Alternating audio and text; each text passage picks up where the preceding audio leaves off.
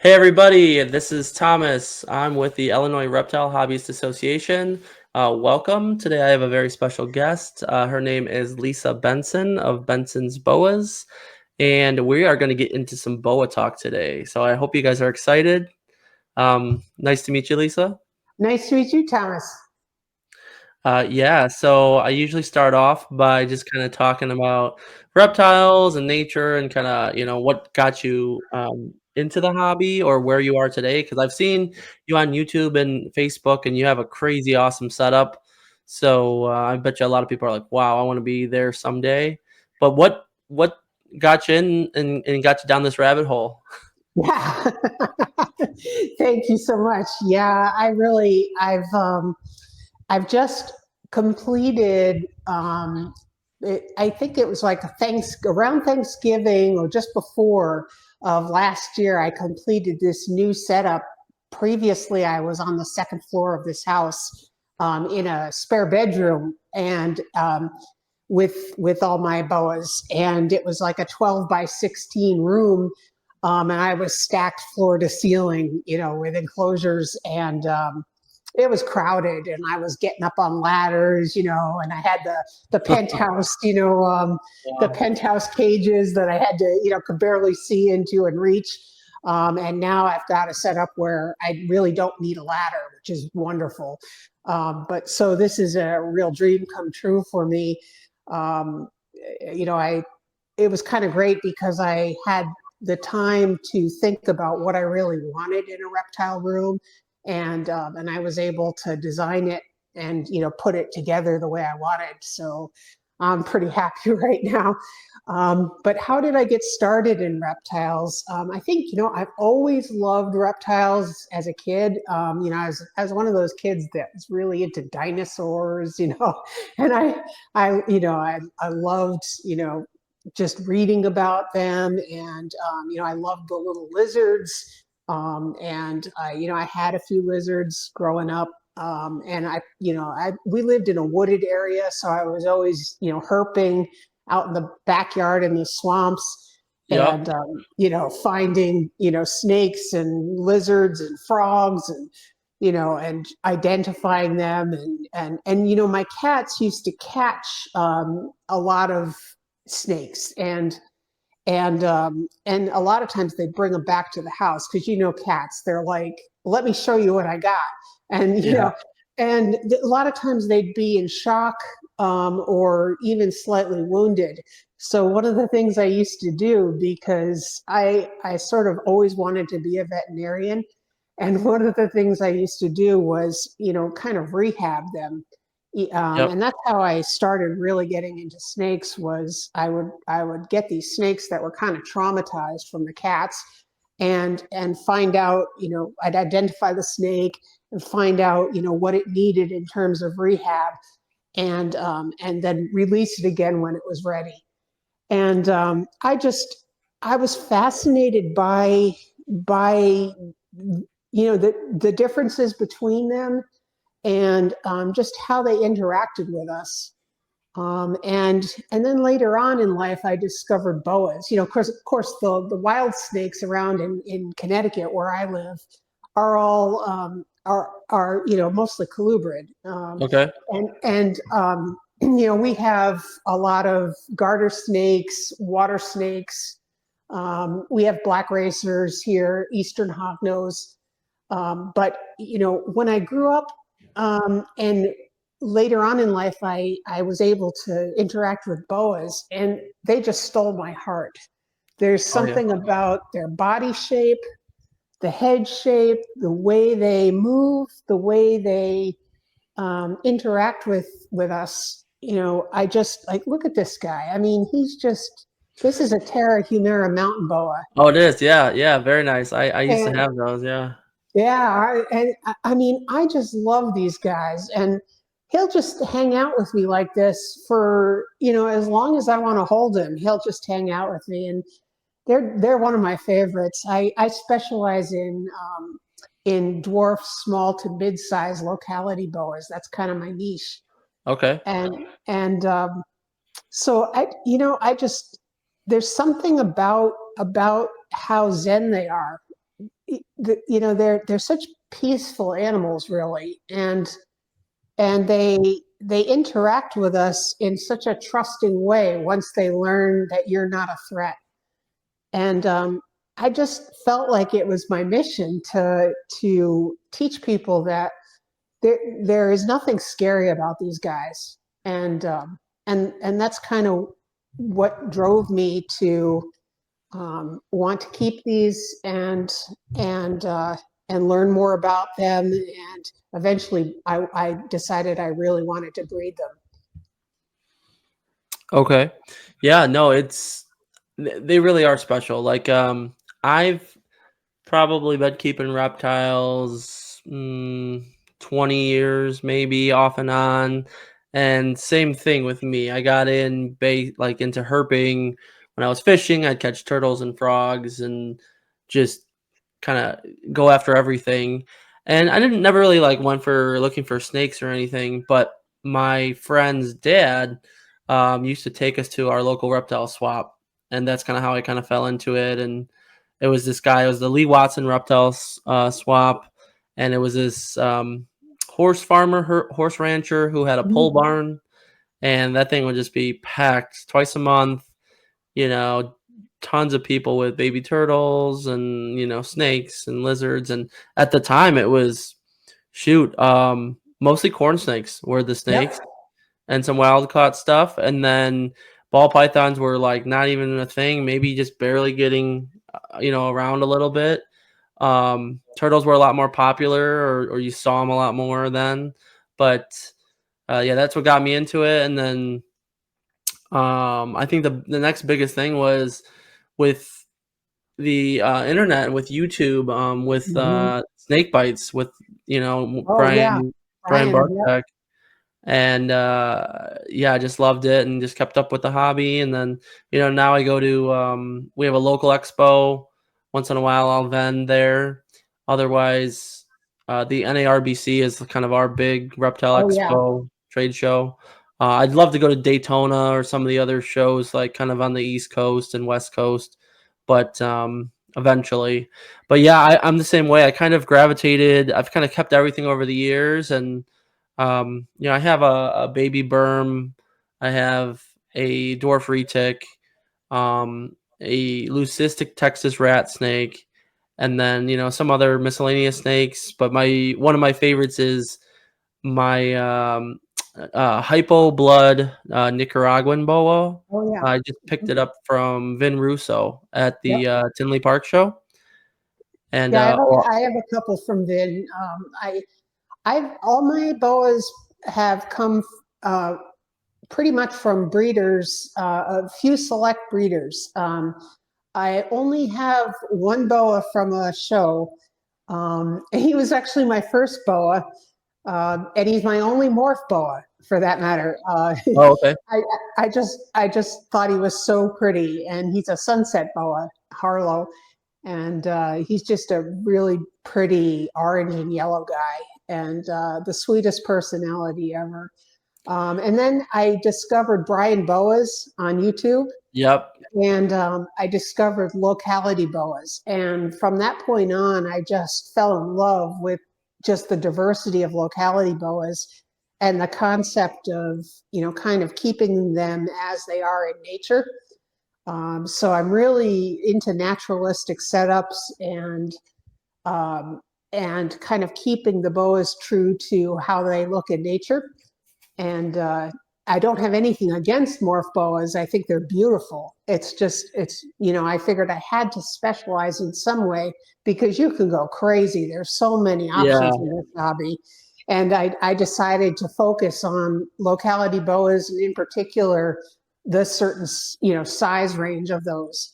Although I may break out of that a little bit because I'm thinking of picking up some Argentines. So they're a little on the larger side, and I do have some Surinames. So Oh, definitely. Yeah. The So a few years back, so yeah, speaking of Brian's boas, yes, I love the content he puts out, and a great guy. But one of my friends, he I think a long time ago bought some from him. and he had a litter of Terrahumara boas, and I had probably 6 or 7 of them. At the time, I should have held on to them. I think I sold them to someone out in Idaho, but I loved them because they're pretty when they're like babies and juveniles, and maybe it just depends on the snake, but they have those like pinks and like a little Oh bit of yeah. reds. I don't know if you Yeah. can see the color on this guy. This Oh is from yeah. Brian. This one's from Brian, actually. I don't know if the color is showing up. He may be going into shed, so he's a little bit I duller than definitely normal. see like some pinkish reddish. Yeah, there's color to that one. It's lighter than I've seen some Tarahumars that were pretty dark, but I loved it because I was starting to research like the dwarf species. And so I said, what are some boas that stay smaller? And then I was like, oh, Tarahumara. And then I started looking into that. And then there's so many different types of boas. I'm like, in my mind, right? For the longest time, I'm thinking of the big, like Colombian, like Mhm. 8, 9 foot snakes, and I'm like, every every state has its own legislation, Right. and for a while, it used to be nothing over 6 foot. But whenever they changed our law, I live in Illinois. They just said boas and reticulated pythons and anacondas there's no length limit. It's just they have to be kept in an escape-proof enclosure. Hmm. If it's a large snake, large constrictor or python. So, but always thought with the market, you see so many damn ball pythons, and don't get me wrong, they're great. It's great to get people into the hobby. They're great little pet snakes. I never really got into the morphs with the ball pythons. I like that diversity and kind of different stuff. But the Terrahumaras, I started to look into, and I'm like, oh man, maybe I'll get back into them a little bit. But I love the fact that they get maybe 3 to 5 feet, depending if you have a Right. male or a female. They seem, yeah, my females are a little bigger. I have two pairs, and Okay. these are almost full. I would say they're almost full grown, and this guy is probably not even 4 feet. The females are a little bit bigger. They are closer to 4 feet, and they are eating small rats, and that's probably Okay. the biggest they'll ever eat. But they are definitely, I mean, really manageable boas. And, sometimes people think they're a little snappy, but they're not. They hiss a little bit when some of them hiss a lot when they're babies, but it's all bluff. They don't bite. They don't strike. They just, They don't. I agree. They're nippy when they're babies, and they're more defensive. But yeah, if you just kind of handle them and you always give them a positive experience, yeah. that they're great. I find that to be true with almost all boas. I have no boas in my collection, and I have quite a few here. None of them are trouble to handle. I have some that I definitely always use a hook to tap before I take them out Yep. because they have a food response, and I just use the hook to turn that off. Just to stroke them before I reach in, just to let them know I'm not food, I'm not feeding you. But other than that, they're perfect. Um, yeah, and some of them, when I first get them in as babies, they'll be defensive, but you can quickly work them out of that. Yes, I will say that. And with I haven't been keeping boas too long. I've had I'm probably at now this time around because I only have uh, a T positive hypo Nicaraguan male, and then I just have that small the hypo blood Nicaraguan.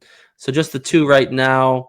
I was debating on the Terrahumaras or even maybe a Firebelly because I saw them on Oh, your I page, and love I was those like, guys. they're beautiful. Yeah, Oh, because I they love are reds and fantastic little oranges. boas. I love them so much. Those are also from Brian Boas. Um, they are just turned a year old. I have a pair, and they are so freaking adorable. They are incredibly cute. I mean, there's something about their little faces. The Hondurans have a different look to them than their heads are shaped differently. They have these big orange eyes, and they have almost like their heads almost look a little froggish. That's the best way I can describe it. It's not a elongated face. It's more of like a shortened face. It's ridiculously cute, and they're wonderful to work with. I can't say enough about them. I'm so looking forward to them being old enough to breed. Exactly.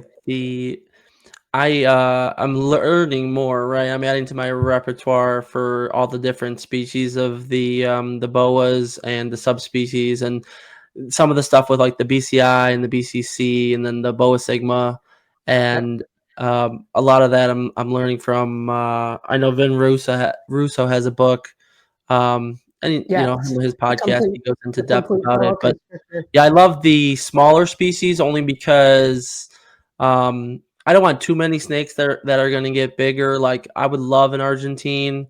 I know they're one of like the bigger boa species. But everything has like I find myself falling into wanting to get more into the localities than going. I feel like there's a fork in the road, Yes. and like snake keepers either go the morph direction and they love the genetics, or they kind of go the locality direction and then they just want to um, get into a locality and then just line breed and just create the best animals.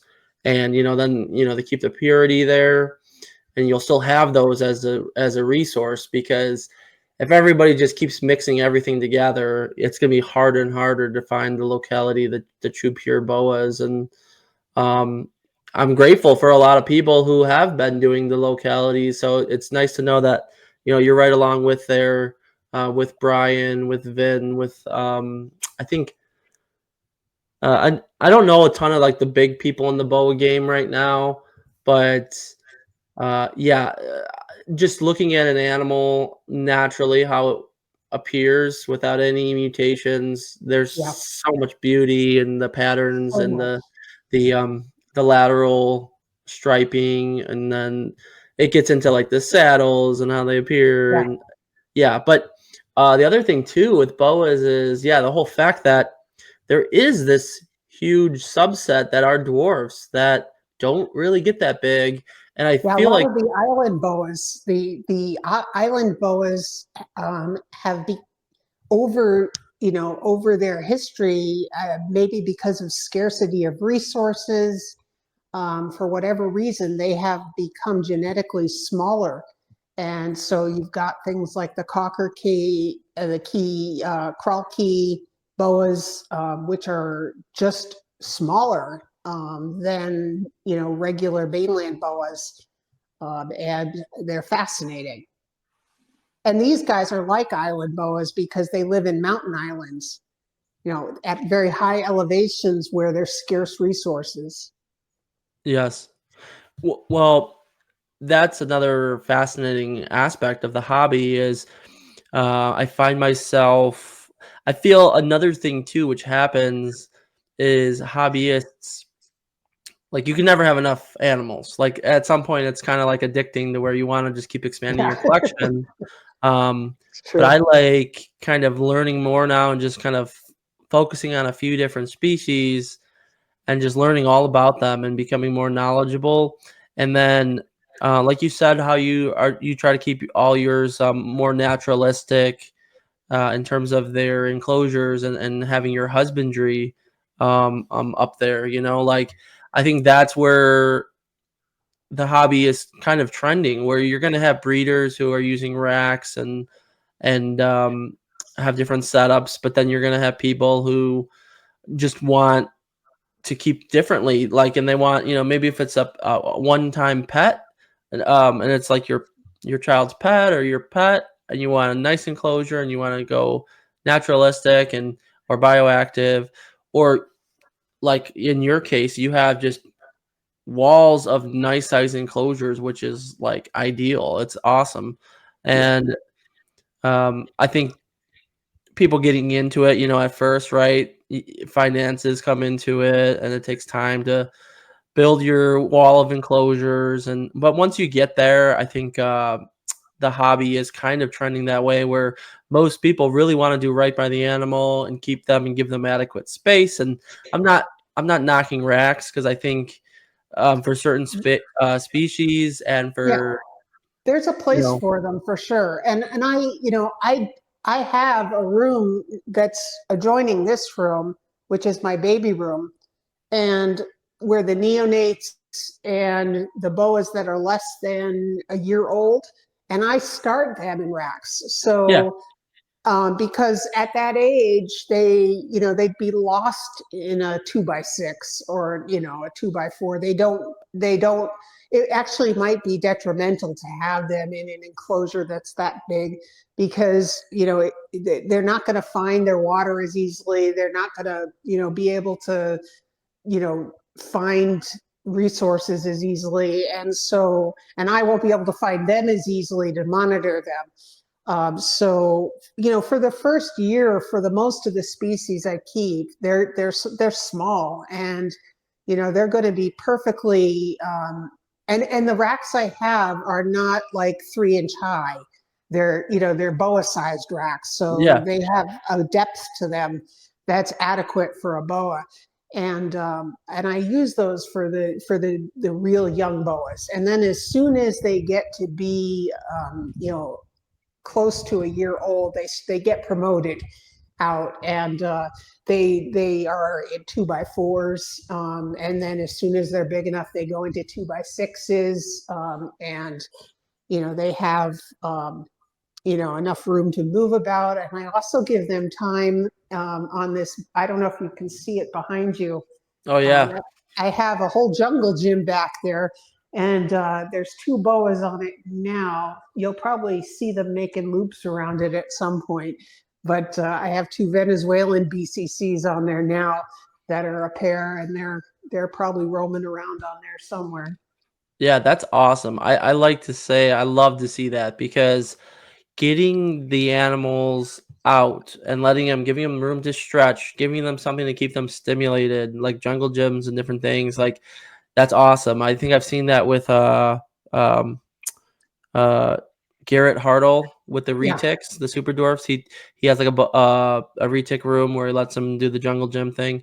And I think that's amazing. In addition to uh just handling but not overhandling, but giving the snake that interaction.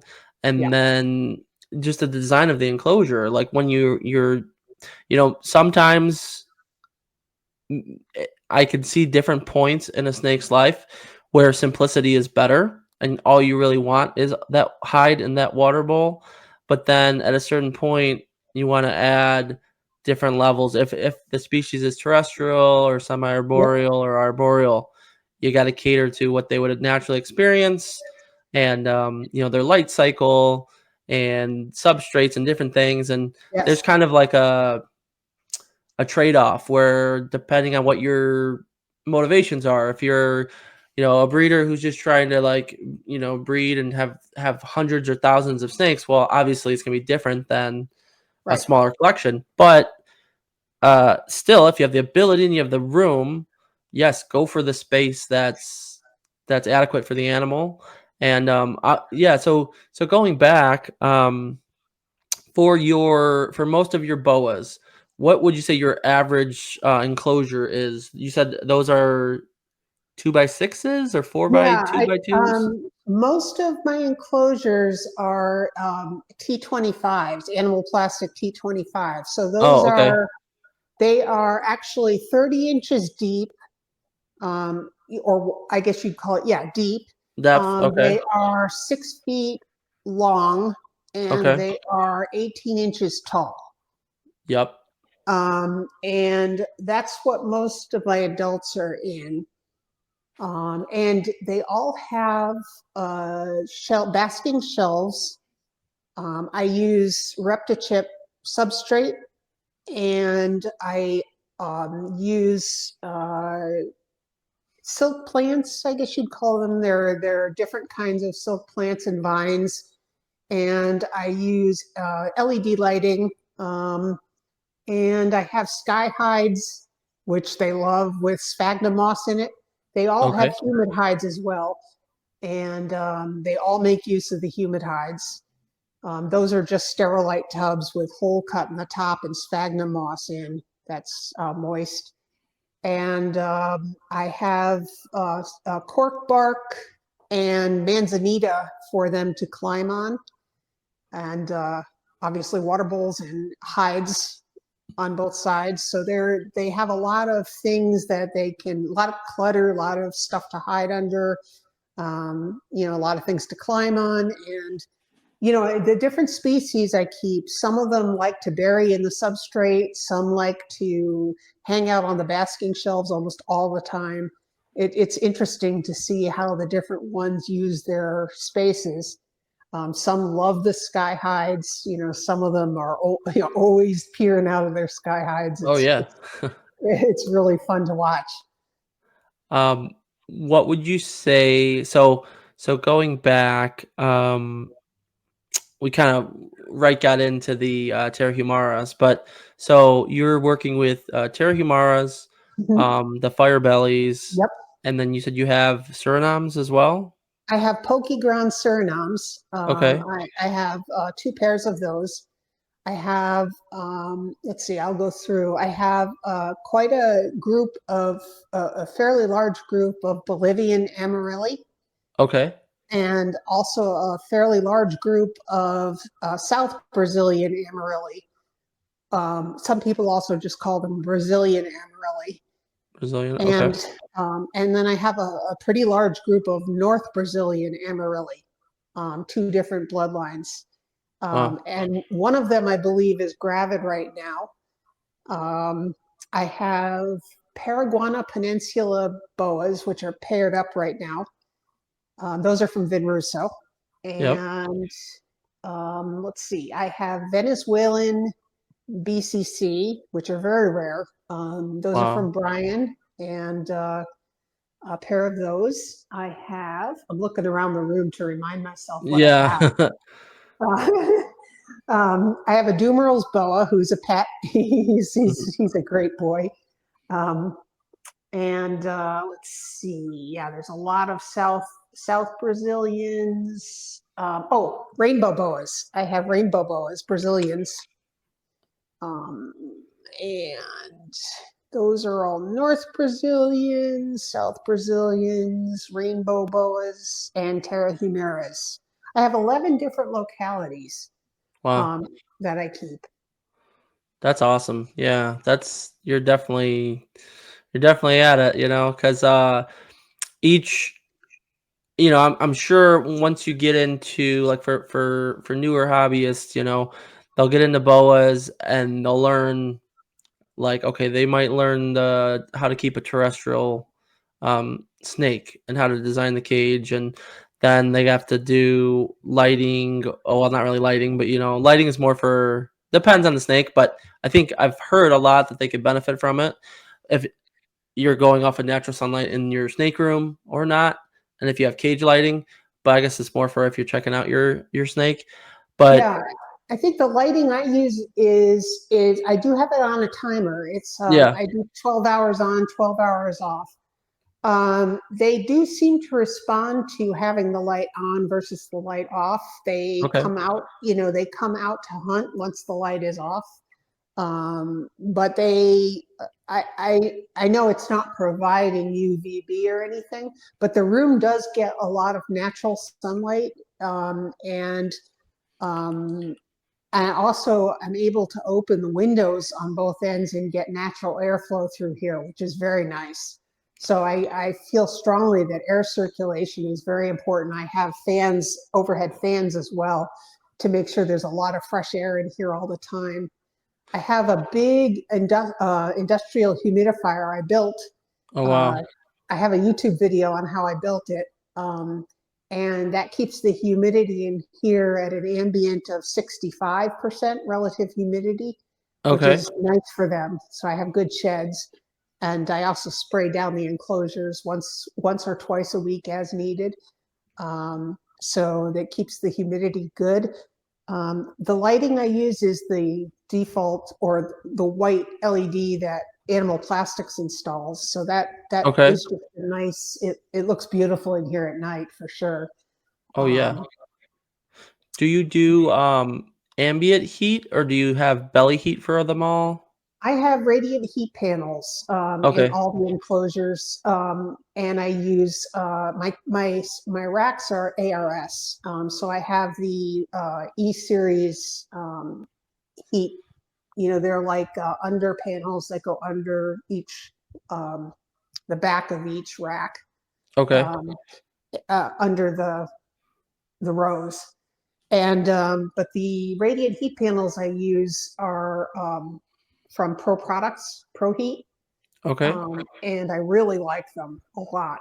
Um, all of my enclosures have the same brand and same type of radiant heat panel, although they're different sizes depending on the enclosure and depending on its position in the stack, because heat rises.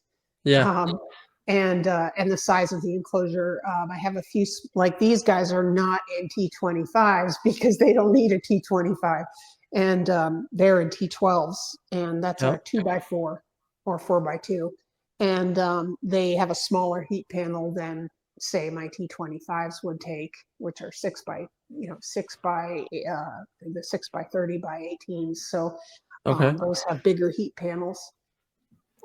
So yeah, my biggest boa at this point is a seven. I think she's about 7 feet long, and she is, I think, gravid. I hope so. Okay. And she's a North Brazilian, and she's lovely, absolutely lovely. If you look on Nice. my if you look on my page, you'll probably see her. But oh, I love her, and she's a sweetheart too. So I'm hoping for July babies.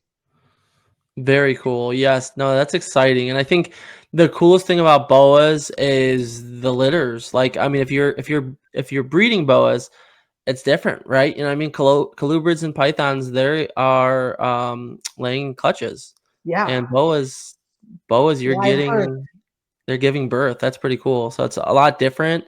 Yeah. And I hear different people say different things about sometimes it's easier with the colubrids or the pythons because they're like, well, once they lay, now you can really keep those eggs You have under more your own control. climate and incubate them at whatever exact temperatures you want. And with the boas, once that they're gravid, you really have to take care of mom and make sure she's doing okay because she's the incubator, you know? Yeah. And there's the whole breeding process is so interesting because there's the compatibility factor. There's the age. A lot of locality boas, especially the BCC, have to be mature enough to breed. Yeah. So you have to be patient, because I believe that your best luck is going to come if you raise these boas up yourself, because then Yeah. they're accustomed to your environment, your seasons at your facility. It's not usually as easy if you buy an adult boa from somewhere else and bring it in and expect to breed it. There's a whole adjustment period that they have to go through. And so the chances that you're going to be able to turn around and breed it right away are much smaller. So, you have to be patient because it can take, 6 years before 6 or 7 years before that locality BCC is going to be old enough to breed. So there's a Yep. lot of patience involved. The imperator-based species and the sigmas might be a little quicker, but it's still a lot of patience. So and then there's the compatibility. Some boas just aren't. They're not interested in each other for whatever reason, and then they might not be fertile. So there's all Yep. these things, that can happen, or they're just not cycled properly. There's temperature swings that you have to look at. There's, did you prepare them in terms of food? properly. There's theories of the feast and the famine. Bringing them up to speed in terms of getting their body condition just right so that they feel comfortable, raising babies. Okay. In nature, there's the rainy season and the dry season, so humidity comes into play. So there's so many factors, and we're still figuring all this out. So Exactly. Yeah, I think it takes time to really grow that knowledge base and grow the husbandry and then be a very successful breeder. And I think even the best breeders, they don't always every year produce numbers that they want. And I hear Vin talking about, sometimes he has better years than others. And yep, um, I just started getting into the Trap Talk Reptile yeah, Network. He's got some really good. MJ has some really good yep, interviews with breeders, and um, so yeah, I'm just learning more and more. But exactly like with what you said, where you don't know, if you just buy a pair of random adults, it takes time for them to get acclimated to your husbandry and hmm comfortable. And then they may pair up right and lock up and produce, or they may not. Plus, you don't really know a lot about the animal's health history, and some might not be, like you said, some might just be sterile or infertile, or um, I work in healthcare, and I'm just like, how many diseases and different health conditions do people naturally encounter, even healthy individuals right, who end up having kidney issues, diabetes, heart disease. right, So now you've play that in. You can't just assume that, because you got a pair of captive bred snakes, um, and you grow them up, that they're perfect and that they're going to be able to produce for you, because that's they, right, they might not, like the female might not be able to, maybe she only has one ovary, like right, um it's tough to know that. But I do hear a lot of really well respected breeders talk about, get your stock from good sources and start as babies, raise those babies up in your environment, get to know your animals, and then if you want to start a breeding project, then do that, and that absolutely, is typically more likely to yield you success, and yep, to where you could have your own litter, or or have your own clutches.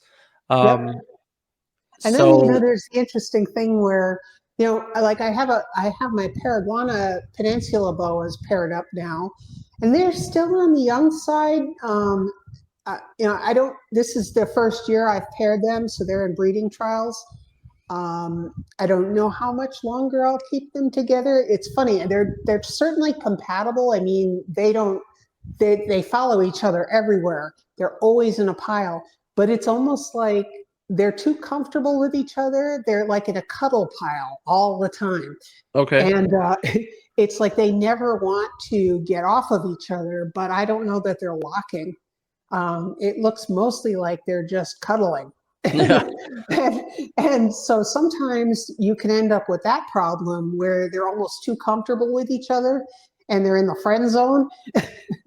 Yep. And I mean, it sounds kind of funny, and I don't want to sound like I'm anthropomorphizing, but those guys, they're over here, and they are constantly just in a friend pile. And I don't know if they're going to produce this year, but they're certainly looking like they will be a couple at some point, but I don't know if it'll be this year or not. Yeah, I hear that too, where in addition to, if you do get a lock and you do get, your females gravid, um, cycling in terms of giving a female a year or 2 years off, depending if Mhm. she had a litter the year before.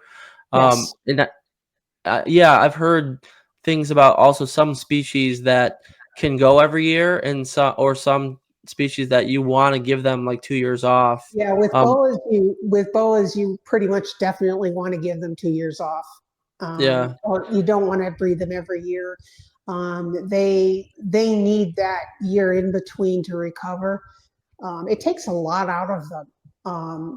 Their body condition, they use so much of their resources to produce babies. And during the time, they use a lot of energy, breeding. Just it, a lot of times it looks like they're just sitting around, but there's a lot of activity going on, and they're not eating as much as they do during their regular off season. And even though you prepare them for breeding by feeding them up to get them ready, they still tend to lose weight during breeding. Okay. And then then the babies will take a lot out of them. So after they give birth, they look pretty saggy, like they've, Yeah, they're like you know, almost emaciated. yeah. And so, they most of them come back pretty quick.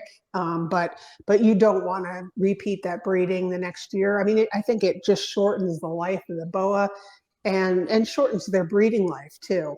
It's just not the right thing to do. So, Yeah.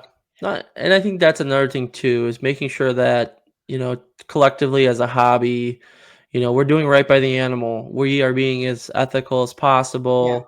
And, we're not just trying to be, like puppy mills, like just churning absolutely. out babies and babies and babies. No, it's like, you want to really take good care of your animals and give them the time that they need. Um, I know I think I heard this from Vin Russo, was certain types, maybe it's seen more in the dwarf species, but correct me if I'm wrong if you know the answer, but they said that some of the smaller ones, like your Tarahumaras, maybe your also your Nicaraguans, that some of them will go every year, but I think it just depends on how you do your projects. And Yeah, because what he was saying was, um, some of the larger ones, if it's like a Colombian, or an Argentine or something, for them to get back up, and get that body mass back, it yeah, takes so long that they're yeah, just not going to be ready, and maybe you're just not going to have a good litter, and it's not good on the mom. You know what I mean? It really stress right. her out. She'll get past. So some of the smaller ones, they're a little quicker to get back up to a Yeah, good breeding size. But I still just think it's good practice to really kind of alternate and give, have different snakes, like one pair that will go this year, the yeah, other pair off, and and you'll get some years where maybe the pair you expect to breed doesn't lock up, but that's just how it is. Not everybody has everything available all the time, right. but at Right. least you have And it's healthy funny, animals. a lot of people who don't know a ton about boas or breeding boas, they don't quite understand that. They'll ask me, they don't understand why you don't have all the boas you keep for sale every year. Right. The types of boas, and it's like it doesn't work that way. For one thing, you can never guarantee that all your boas are going to produce babies every year. It's certainly not a guarantee. I mean, if you get 50%, that's great. I mean, it's like it's a good thing, but certainly, you have to give them time off in between. And also, as the BCCs tend to ovulate later Okay. than the imperators, and they also tend to have their litters later in the season. So as you start pushing later, you start just running out of runway, to prepare them for the next season. So that's another reason why you end up skipping a year. So and I want to be perfectly clear too. I love my boas. I mean, I have a connection to them, Yeah. and I if anything would happen to them, I'm devastated. So it's they are part of my family. So it's like I had an incident this past year with one of my breeding pairs, one of my North Brazilian breeding pairs, where the male had a prolapsed hemipene, and it was a medical emergency. Okay. And I had to, well, we had the vet out to try to, uh, correct it. And she was able to correct it, but then it reprolapsed the next morning. And so I had to take him in for surgery. And, it was, I'm grateful I have the resources to be able to do that. But, I was worried sick, about him. He's recovered beautifully. And, hopefully he'll be able to breed for me next year. But, that was quite an experience. Yeah. Yeah, it's definitely, and that too. I think you can really tell when you talk to somebody at length or even for a few minutes, you know if that person knows what they're talking about, they're passionate about the animal, what their motives are. If you're at an expo and they can't answer anything you ask, they don't know much about the animal, they're just there to sell, or they're just Mhm. a hired help, or it's just someone who's flipping. Yeah. And well, we need kind of a mixture of everybody, like, because people who are actually, like, I feel, contributing really, really good knowledge and really good animals to the hobby are the ones who are super passionate, and you can tell that they're invested, that their animals, they really do have a connection, or they really do feel a certain type of way. And yeah, it's clear. And I think that's one thing that when I was doing a lot of social media stuff, and reviewing and looking at different channels, and searching and seeing who's out there, like, boom, I saw your channel, and I was just like, wow, I could tell she loves boas. And first of all, I don't see a ton of women in the hobby. Right. There are, but you just don't see a ton. Um, and then I'm just like, oh man, she looks like she's got. When I saw your walls of enclosures, I was like, okay, she's probably got something serious going on. And then I've seen some of your locality stuff, so I was like, nice. That's what we need in the hobby. Do you do most of your, like, if we were to switch to more of a I don't want to say business standpoint, but Mhm. if we talk about, like, the breeding side of it, Yep. do you do shows and social media online, or do you just stick digital? Yeah. So I think where I think a lot of what I'll do is through word of mouth and networking through Facebook groups. Yep. Um, I've made some great connections through Facebook groups, Discord groups, and also I think building my YouTube channel is going to be helpful. But I'm also going to have a morph market store when the time comes. When I have babies up for sale, I'll post whatever babies are available. I'll put them on Morph Market and promote them through my Nice. YouTube. Make sure people know they're available. Very cool. Yeah, because I like going to expos because I like to interact with people. Like, maybe once a month I'll vend a show, and I'll bring, like, my leucistic Texas rat.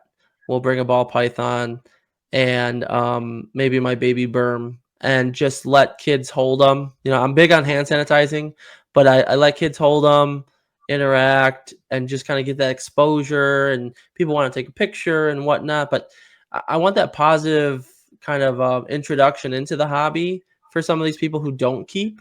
So that's part of the mission for IRHA.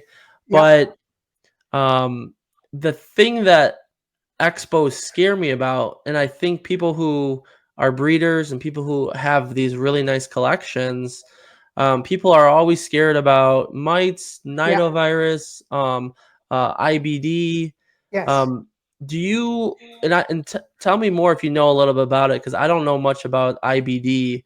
Is Yeah. that something that um, I mean, obviously, for everyone listening and watching, always buy captive bred, buy from a respected breeder, and quarantine your animals. Yes, very But have you important. ever experienced or known someone who's experienced IBD? Because I know that's like big in the boa world, right? Right, right. I it's so it comes from arenavirus, which is believed to be fairly ubiquitous in boa populations, and in some cases, it gets triggered by stress, and can turn into IBD, which is pretty much a death sentence at that point. And it is very fatal to pythons. So people who keep both boas and pythons will see it kill their pythons quicker than it will their boas. Wow. So I have never experienced it in my collection, and I have tested all my animals with the swabs and Yeah. RNA testing to make sure my collection is clean, which is an expense. But Yeah. it was something, as a breeder, I wanted to be sure that I was starting with clean animals. And I know based on the science and what I know, is that it is still possible to have arenavirus be dormant and not shedding. So even if you get a negative swab, Okay. it doesn't necessarily prove that you don't have an animal with a virus. It may just mean that they're not shedding it. However, you can, if you swab an animal at a stressful point in their life, for example, right after they join your collection, it's most likely that if they have the virus, that's when they would be shedding it because they're stressed. Okay. So that's the best time to test, um, to see. And if you're going to do that, that's the best time, unless they're symptomatic. And of course, that's a good time as well. But I have done that with my collection. It was a choice I made, and even though it was quite an expense, Yep. um, to me it was worth it. And it is the reason why I have what I would call a pretty closed collection. So, I don't bring new boas into my collection unless I've quarantined them in a separate location. Yep. And they've been tested and quarantined, for at least 6 months to a year. Yeah. So, because I protect the status of my collection very, very carefully. Oh, yeah. I mean, think about it takes time to amass a collection Oh and yeah, different localities and different animals that aren't easy to find. right. And you want to protect it. You want to do right by the animals, but also you don't want to see it go. You know what I mean? So No, and something like mites, for example, that you can pick up. I know people, who've pretty much gotten so discouraged by mites in their collection, which are basically little hypodermic needles. They can yeah, spread disease throughout your collection. If you did have any kind of disease, they can spread it from one snake to another. Um, and they're so hard to eradicate that it can discourage someone from even keeping. I know people who've gotten out of the hobby just because of the frustration of dealing with those mites. You just can't get rid of them. And for someone like me with naturalistic, I have so many naturalistic enclosures, it would be yeah, a nightmare. So that's the main reason why I don't see doing reptile shows, as much in my future. I'd be very hesitant to do it. I have gone to shows as a spectator, yeah, but when I go, when I come back home, I don't visit my boa room yeah. until I've done biosecurity measures. Oh yeah. No, I'll like shower and scrub down Oh and yeah, like I'll change just treat it as if clothes, and I'm yep, dirty. burn my clothes. Yeah. Well, yeah, it's interesting because it's and that's where I get torn because as I wanna have a part of my of the mission for IRHA to have some animals that are the educational animals that kids Yeah. and people get to hold, then it's like I find myself, well, they're kept separate from my higher value stuff because I'm like I'm really babying those ones and keeping their environment the best I can and that biosecurity up. And I just moved into a house which is a beautiful house. I got more room, and this is my little reptile room, but I'm already thinking of getting part of my half of the garage and building my own like enclosed snake room where I have my own like wall unit, AC, furnace, and then a humidifier, and just making it exactly what I want. That is my something for if I have a couple of my nicer boa projects, or I started getting into green tree pythons as well, Yeah. and any of those higher value, more delicate species. I'm just like, I want to have. I still want to always have good biosecurity, but then I want to have like that extra level in addition to like a quarantine room. Yeah. Just because I want to do right by the community and get more people into the hobby, and be that platform to really give a good educational um, foundation to new hobbyists, but also get those people who are afraid of snakes, are afraid of reptiles, be like, see, I mean, there's like a 3-year-old holding this snake. Do you want to hold it too? And you see when you see someone change and be converted, there's something Yeah. special about it because it's just For like sure. so many people think snakes are evil or slimy or dirty, and it's like once you really get to see the animal and appreciate it, you're like, you get to see them actually their mindset almost change, and then who knows, then they buy their first snake or they get into it. So I like that aspect of it, but I also am becoming more and more careful about my biosecurity, Yeah. and and I'm surprised too, and this is something that I've wrecked my head around, is I wish as a hobby we can collectively come together.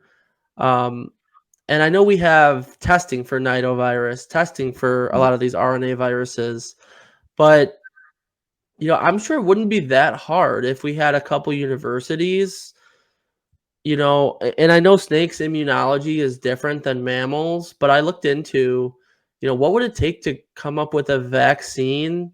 And I asked ChatGPT this. I'm like, what would be harder? Coming up with a vaccine for nidovirus or creating an antiviral for Ah. nidovirus? Well, part of the problem is, and you think about it, think about like viruses are constantly mutating, Yeah. and like the common cold and COVID, they're constantly mutating, and so that's why every year there's a different flu vaccine. Yep. And is there enough of a market for for pharmaceutical companies to develop these products, for the herp industry? I don't know. Um, Yeah. I don't know. I think it's a tough question because I would think if not, I think a vaccine would be a lot harder, but just something better as in terms of a as like an antiviral, because people talk about, if a snake gets a URI or respiratory infection, um if it's nido, it's like supportive care, you know what I mean, and maybe the right. snake will survive or won't.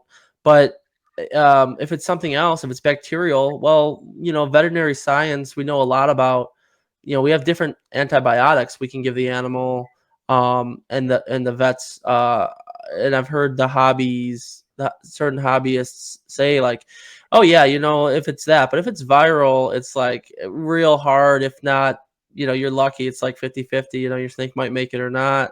Yeah. But it's that's where I think what comes down to it then, it really is making sure as people get into the hobby and as people also become better with their husbandry, is really pushing the biosecurity and really like kind of working together to be have good practices Mm-hmm. and you know don't do business or interact with people who are bringing sick animals Right. or animals that look like they could have mites to a show or something like Yeah, you know like or I've been to shows, just as a spectator, where I have seen animals dying on the table.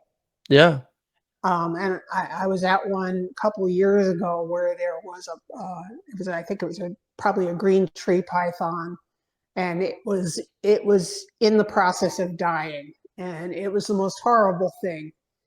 I did say something to the person who was running the show, and they had already been reported, and they yeah said that the vendor was not going to be invited back, but I've seen them there again. So, Yeah, yeah, that's the shady part about the expos is some of the hosts, they just wanna fill their expo and they just wanna sell tables. yeah, So, some of the expos I've seen kind of went from all animals to now half animals, half tchotchkes and yeah, crafts. yeah. And maybe on hard times, those 3D printed, like, little things or T-shirts or, I see a lot of the insects now on, like, artwork, which I love art, but I see a lot more, like, I almost like a agree. 60/40 at shows, at some of the smaller shows. What now when you go to a big expo like NARBC or Daytona, like, it's quality and it's full of animals, but, um yeah, some of the different smaller expos, they let anybody in there, and sometimes the health of certain animals can be questionable. And I think that's where I hope that those vendors and those people who are the hobbyists or hobbyist breeders too really kind of weed each other out and be like, hey man, like y- we want captive bred animals here, and your animals do not look well, and so hopefully there's a little bit of that in there. But I wanted to go back and talk about what do you find? Like, do you think you said you live in Connecticut or East Yep. Coast? Yeah. So are boas big in your state, or you think the pythons are still big, or colubrids, or is it an even mix? Have you noticed anything? So, interesting question. I don't I don't know. I mean, I know like Noah's Boas is in Connecticut. Jason Ramonde is in Connecticut. Um, so there's definitely a few pretty good names, that are boa keepers that are pretty well known, and they do the shows. They're pretty widely known boa people in Connecticut, but I think certainly, ball pythons were so prevalent. Yeah. Although I know a lot of people have gotten out, of ball pythons. In fact, a couple of people I know recently just got out and decided they didn't want to raise rats anymore. And that was one of the reasons they got out too, was Yeah. they were tired of raising rats. And they needed to do that for their ball pythons because the pythons didn't want to eat frozen thawed. So, that's another. And I think part of it was just the daily work required to raise rats, and also the cost of the feed for the rats, I think, has gone up dramatically. Yep. Um, and That's of course, rats are a challenge, just in terms of keeping them. Between the smells and the amount of litter they produce. I I give people credit who do that. I mean, it's a necessary thing for us in the hobby. We need people to do it, but it's not easy. yeah.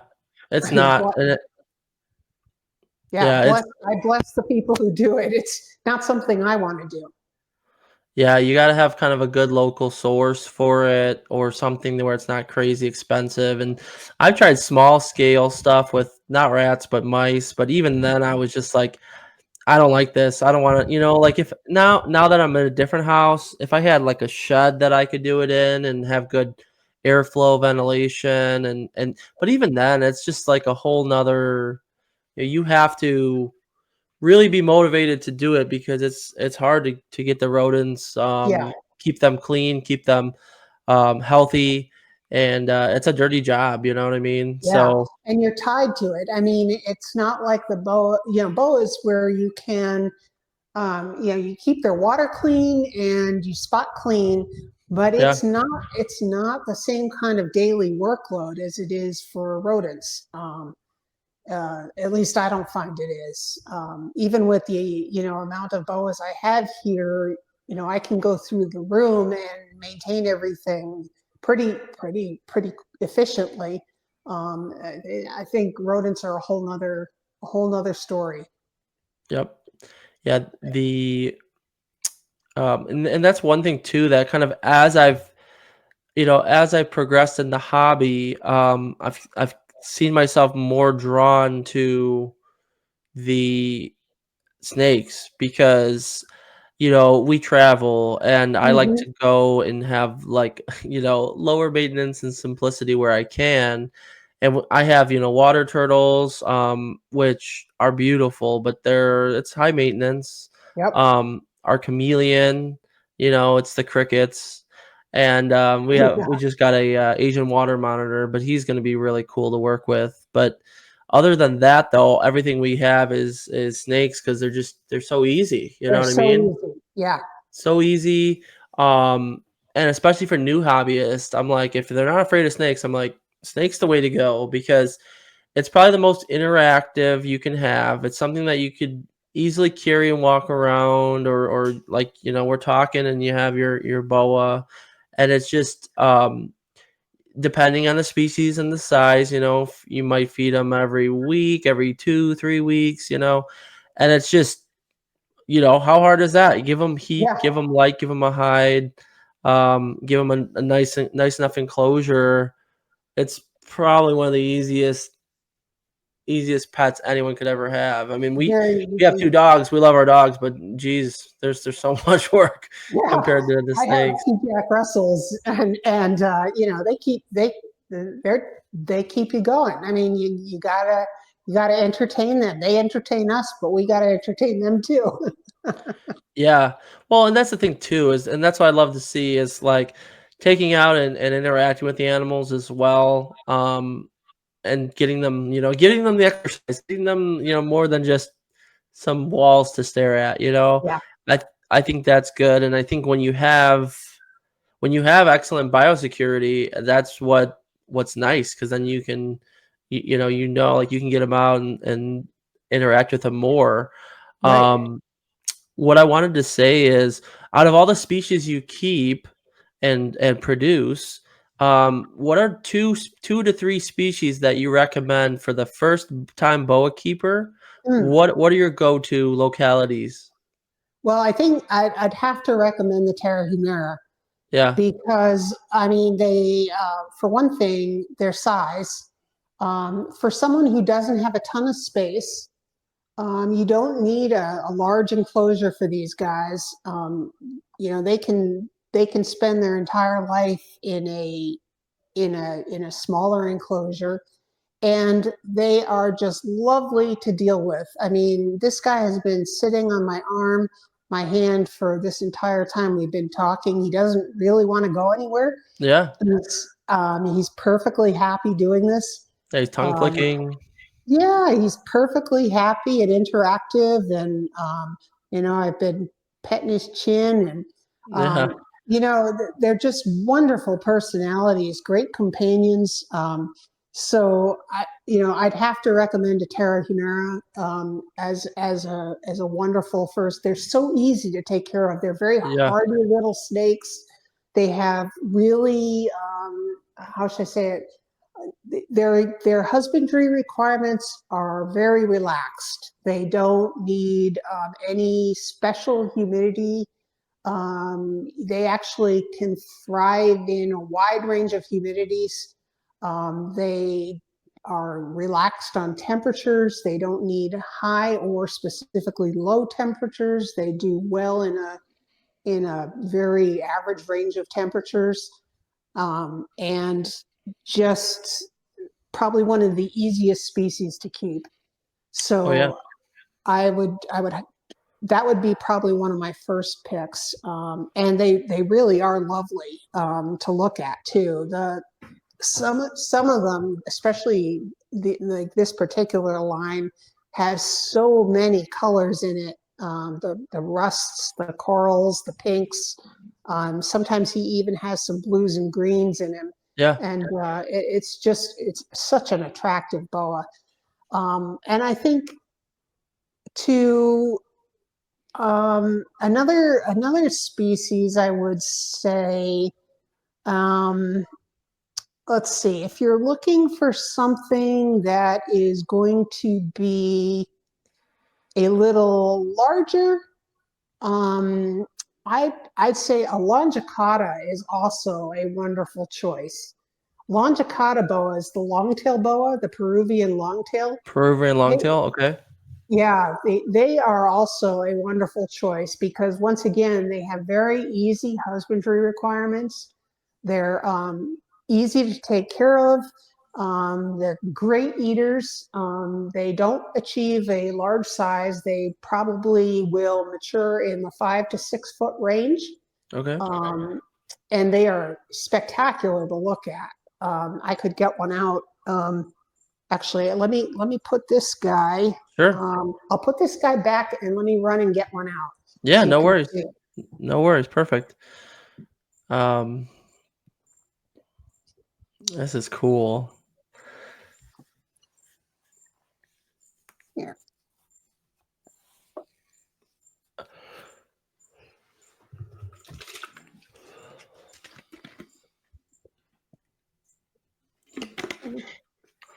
What are you guys up to?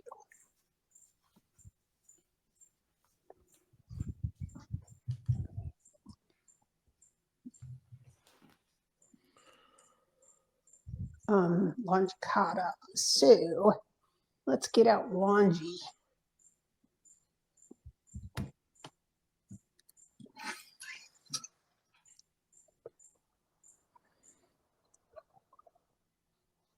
Longy's in his humid hide, so I can take him right out.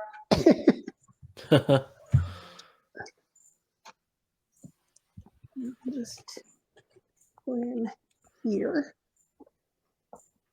Lift him right out of his humid hide. There he is. Hi, buddy. How are you? Hi. Can I take you out? There he is. Wait till you see how beautiful he is. Oh wow. Hi. Oop. Up. And he's a little upset with me right now. So hang on. Hang on. Let me just calm him down for a second. Hi, buddy. Wow. I know. He was sleeping. Hi. There. Hi. There he is. Gorgeous. Yeah, I'd have to Hi, buddy. that's wild looking. I don't think I've seen a true boa like that. Can you get a good Yeah. look at him here? Yeah, I think on the other yeah, I mean I get a perfect view of him right in the So, middle. so these are a naturally occurring IMG. Yeah. I was gonna say So, the melanin. yeah, they start out very light colored, um, and with each shed, they get darker and develop more contrast. Okay, he's calm now. I just woke him up, so he was a little Yeah. irritated. It's probably like you woke me up from my nap. Yeah, he was in his hide and he was all curled up and napping, and I took him out, and he's like, "What?" Yeah, this is one of the ones that I would say, and he's full grown. So this is a pair. This is one of the ones I'm going to be breeding next year. or this year. How old would Um, you say he is? he's a 2021. 21, so about 4 and a half Yep, yep. ish. And Wow. these guys, so this is the size they get. It's a male, and he's got incredible iridescence. I don't know if it's showing up, but look at the pattern on his head too. See that? Yeah. I mean, they're just beautiful. The thing that's different about longicauda too is they have an elongated body that is more rounded than like an imperator or a BCC, which are more rectangular in cross section. Okay. These guys are a little more rounded. So Um, is it a completely different class? Is it in one of those three groups? it's considered now to be an imperator, It is a but BCI. but um, there is still like, it's possible that through genetic testing it will become Yeah. um, its own class because they are different. The reason they're called long-tailed boas is that they have a remarkably long tail. From the cloaca to the end of their tail is much longer than most snakes, Okay. than other boas, significantly longer. And Wow. so they do tend to move a lot more than some boas. So they're an active boa. So if you want something that's not just going to sit on your hand, I mean, he will calm down and eventually, hang out more. But Yeah. they are like, now he's starting to calm down a little, but he'll move around a bit. Um, but I mean, he's spectacular. Oh yeah. Yeah, that's a beautiful boa. I've never seen. If I didn't know enough about I mean, I don't really know a ton about boas, but if you didn't know a lot about boas, um, right away that already kind of gives me Argentine vibes, where the darks, the blacks. Yep. But wow, that's a stunner. What's their litter size? Like, are So yeah, so they would have somewhere like 14. okay. But you know what? Someone I know just had a litter with 42. Holy, No, it was 52. 52 babies in a longy litter. That's crazy. were they? Was it a big mama? Like, Yeah, it or was a big mama. She was unusually big. okay, because wow, that's a lot. That's a lot of babies. And Now, the babies are extremely small on these. The babies are one of the smaller boa babies. do you find when you have a litter, do you find like a certain percentage of the litter that make it or that are easy to establish?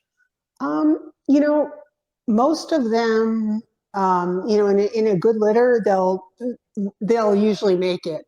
Um, but it's pretty common to have some slugs, which are Like stillborn? unfertilized eggs. They're kind of like they look kind of like soft eggs that just come out that were never viable, and they're not actually. They were never fertilized, so they just look like soft eggs. And you'll see some of those, and every once in a while you'll get a stillborn or a boa that just was premature, Yeah. um, not fully formed.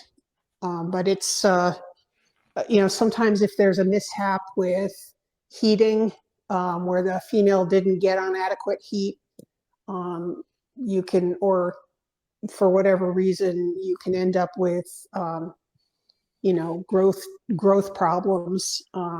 A boa with kinks, for example. I haven't had that problem, but sometimes I know people can have that issue, but you know look at that Wow. belly. Something else, isn't it? That's a pretty boa. I mean, Yeah. I've been kind of on the fence with projects with what I like, and I'm like, I told you I wanted to get a little bit more into the Nicaraguans, and then maybe like a pair or something longer term for some green tree pythons. But like part of me also is like I really like boas, and I kind of want to get a little bit more diversity. And that's something I haven't seen before. That's a pretty snake. And Yeah, yeah, I think some of the stuff too with the locality boas, you just don't see them as much. Like especially right. expos, You you very don't. rarely see locality boas at expos. Yeah, you'll see like a lot of imperator morphs. If Yep, you see boas, like and right. the thing is, boas aren't even that big of a percentage of all the snakes at the shows.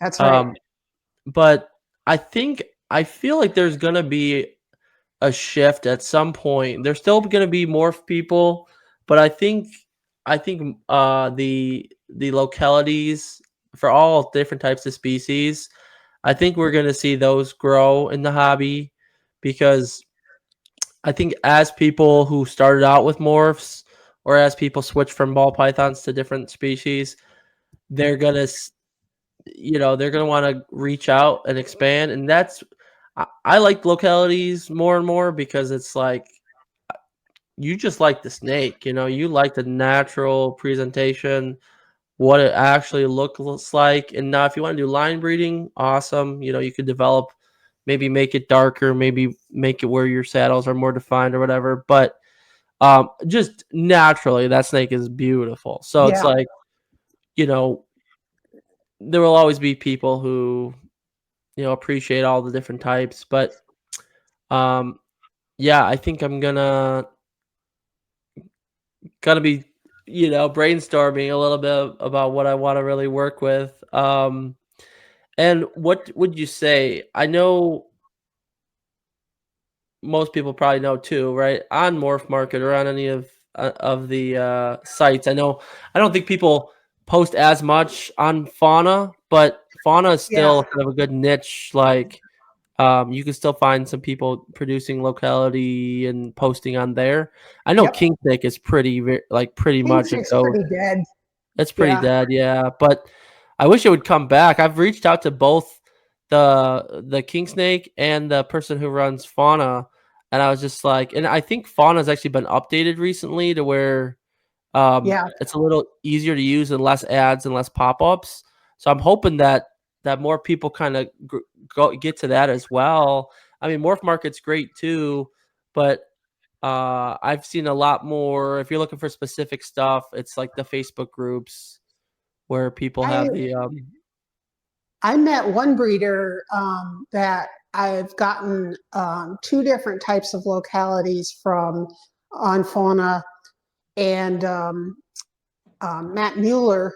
He's in Maryland, and what a what a great breeding program he has. And I got some South Brazilian Amarylli from him, and also okay. some North Brazilian dire line boas BCCs from him, and they are spectacular. And he is someone I met on fauna, and um, he does a great job, but he has no other internet presence. Yeah.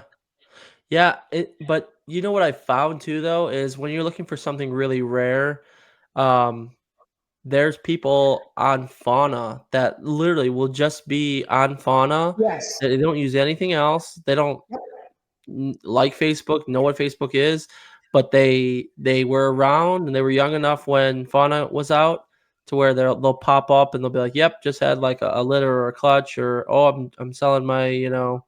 And that's where you find the oddball stuff and the really neat stuff because it's like people have been working with for so long, or they're just that like kind of more private person, maybe Yeah. more introverted. They don't go to shows. They don't really Right. talk too much, but they're like that. At the early the dot com, the early 2000s. Right. When you some of those. Same Um, thing with my Bolivian Amarylli. I got those from another person who only has a fauna presence. yeah, No other internet, and and one of the top breeders of Bolivian Amarylli, I would say, in the world, and really beautiful animals. I can get out one of those babies too. Oh, I have adults here too, but I'm not going to get them out because they just ate 3 days ago. So I won't get them out. Let me put this guy back and yeah. I'll get out one of them. Okay. Awesome. This is a treat, guys. This is really, really cool. Um, Go back, baby. Yeah, there Beautiful you go. boas. Yeah. And we will let's get out Andre. Hi, Andre. Hey, little dude. Yeah, how you doing? I see you. Hi. Hi, buddy.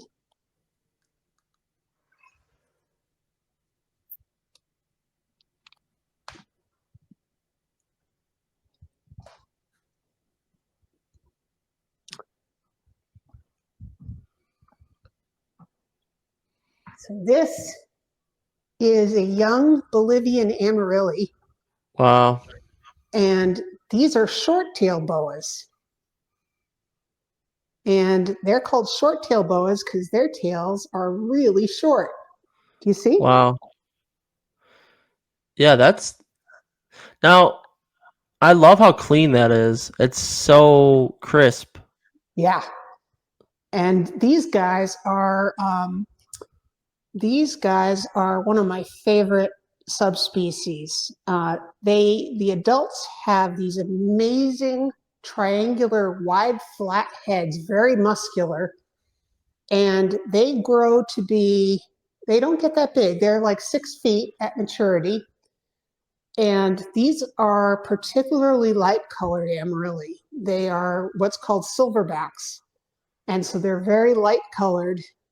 They stay this way and they're absolutely beautiful. They almost glow. Yeah. I was gonna say it like it's to me it's like the lightest like I don't even want to call it like a gray. Like what would you Yeah, it's like a almost like a bluish gray. Yeah. Um, and on the sides, there's a little bit of rose tone. Um, when he's fired up, he gets a little bit of bluish rose tone on his sides. But these guys are wonderful. And I have a pretty big breeding group of them. And they have, see how short the tail is? I know. From the vent, from the cloaca. Wow. Yep. There's only like three saddles on the tail. And the cloaca is right here. Wow. So they have a really short tail. And they when they mature, they're very broad and flat, a broad, thick snake. Yep. Um, so they are, pretty terrestrial. And and one thing I really like about these guys is they're pretty much always out. Um, so they're always sitting out on the substrate, looking beautiful. Yeah. So uh, the one thing I would say about them is they're a little more digestively sensitive, more like a BCC in that respect. Okay. So I would say they're not a beginner snake. They're more like an intermediate to advanced for the person who is good at husbandry and Yeah. knows how to, regulate intake so that they don't regurgitate. Yep. Um, but they are such a wonderful species to work with. I really enjoy them. One of my favorites, if not my favorite. Yeah. Um, No, I would almost want to call it what does it remind me of? Like a- an aneurystic or like a ghost. yeah, yeah. It's so different than other Yeah. boas. Wow. And let's see who else. Oh, I have one to show you. I will show you a dire line North Brazilian that's going to blow your mind. Okay. Let me put him back, Andre.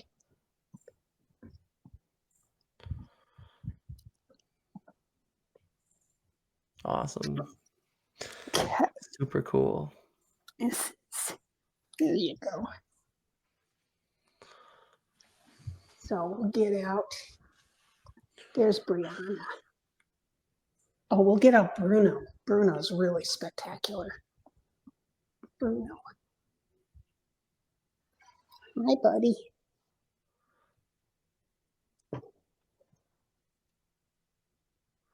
Hi. Hi, buddy. I know. I woke you up too.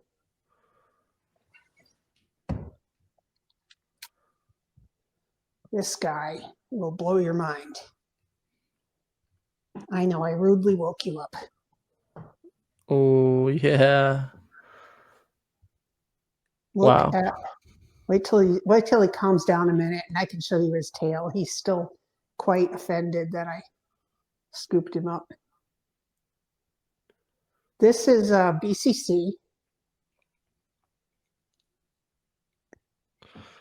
Yep. Yeah, that's something. And the pattern on him is crazy. Look at the speckles, Yeah, I love the like the light speckles. the connected, the connected pattern. Oh yeah. Yeah, like on almost like the top of like the dorsal, Yep. like his ridge, like it's almost like he's got like an outline on him. And then that tail is just crazy. Oh yeah. Wow. Such beautiful animals. I mean, that's what I'm saying is like the just just the natural presentation of what their patterns are, their color combinations, like they're gorgeous as it is. And Yeah. then, you know, I'm not gonna lie, like I have seen some really, really cool morphs, but at a certain point it just kind of gets all it gets redundant, or it gets like, maybe you have one or two different colored ones, but then I'm just like, there's just enough diversity in just snakes in general where you're just like, wow, just look how naturally beautiful Yeah. the I animals are mean, and how different they are, and how, how their temperaments or their husbandry requirements can differ, and then that adds another layer to your keeping to the hobbyism. I mean, yeah, that's a beautiful boa. It's not something you see very often. I mean, no. I This personally haven't seen. I've seen some pretty boas, but um, this guy is amazing. I mean, I cannot wait till this pair. I have a pair of these, and I cannot wait until this pair is old enough to breed because he is going to produce some amazing babies. Um, yeah, this is a North Brazilian BCC, and he's a Dyer line, and they are known for having these really wild patterns like this. Um, and I have a few different lines of North Brazilians. North Brazilians really have a special place in my heart, and they are for one thing, I really love that wild type look, that speckling. yeah. I just love that. Um, and I love their head shape. I love that they have these very angular, flat BCC heads. And they have great head markings, eyelashes, and then under their bodies. If he'll put his chin up, I don't know if he will, but his under there, yeah, I don't know if he will, but can you see under there? Oh Like his, yeah, I mean, it's just beautiful. yeah. So everything about this guy, I love him. Well, yeah, they're just so unique, I mean, and plus you add to it just how pretty they naturally are, and then you add to that just the rarity, or just they're just not produced enough, and Yeah, it's like that aspect too about it. You're like, that's wow, I mean, and I feel like that's something where I want to see I want to see the hobby grow in every way possible, but I want to see um, more diversity in different species that we see at expos or just see online. You know, when I if I'm on more market for fun, I'm always looking at the like other boas, other pythons, Yeah, or some of the other smaller categories to see the different stuff that gets posted. Um, obviously I look in the boas, but then yeah, a majority of it's probably BCIs and their morphs. right. You don't see you don't see these, Yeah, um, and when things like these appear, they get snatched up really quick. yeah. Well, that's the uh, thing, and then you got to figure too. It's like you they're babies and they might not be produced every year, right? Because the breeders are having, years off. And then um when they do, people are building their foundational stock. And that's like, well, that person, it's going to take them 5, 6, however many years to get to that level, maybe right. if they're lucky. And it's just, yeah, they're hard to come by. And I think that's part of the reason why, in addition, you just don't see as many, but that's what also makes them more special too, is Yeah. because they're so rare, they're unique, they're just awesome in their own right, and that's the fun part about it is like I said, it's not just like, oh, I got a new really cool, like maybe you go from the mindset of, oh, I got a cool new genetic morph that I'm going to plug into this line and see what combos I make. Or you're like, oh, now I have this geographic, this locality of boa. Look at this species. Look how different it is. And then that's your collection. Or you're just like, oh, this is a really cool looking pet. Now, probably not for people, like you said, there's different species that are better for beginners and not. But I Right. think we're gonna have a tipping point where we're gonna see some of the people who really got started on ball pythons are gonna start shifting and getting into and exploring, experimenting with other species, and that's cool because we want to see kind of a divergence there. Even some of the episodes I've seen for where they interview Brian Potter, who runs the NARBC show, he says he tries harder and harder every year to make sure there's good diversity in the show Yeah. and not a million ball pythons, Right. Uh, Ball pythons and geckos is all there is most of the time. yeah, and it's even a case at smaller expos too. And I'm just like, I know cresteds are easy, and they're pretty and they're cool. And I interviewed somebody who does geckos, and she produces awesome animals, and I'm all for it. But um, I think what I want to see less of in general is people um, getting into the hobby and going like mass scale production on stuff that is like already prevalent. Yeah. That's just like duplicates, or they're just making, a ton of very common already and just adding to the saturation of what we see, because then that just turns people off. I think if you see the same thing over and over and over again, It's but it's another reason why I don't go to many shows because nothing new. you rarely see anything that unusual or interesting. Um, Especially for someone like me who's into boas mostly. um, I appreciate other species. For example, I'm a my bucket list animal might be a scrub python. Oh yeah, Yeah. yeah, amethystine. Well, I I think can't they're have amethystine in Connecticut. um, Connecticut has a law that you can't have rock pythons or amethystines, but I could probably have a one of the rarer types like the Tannenbar or the Halmahera Okay. if I could get my hands on one. Yeah. Um, and I would love, love, love to have one. I think they're amazing, but that that's a whole nother. Yeah.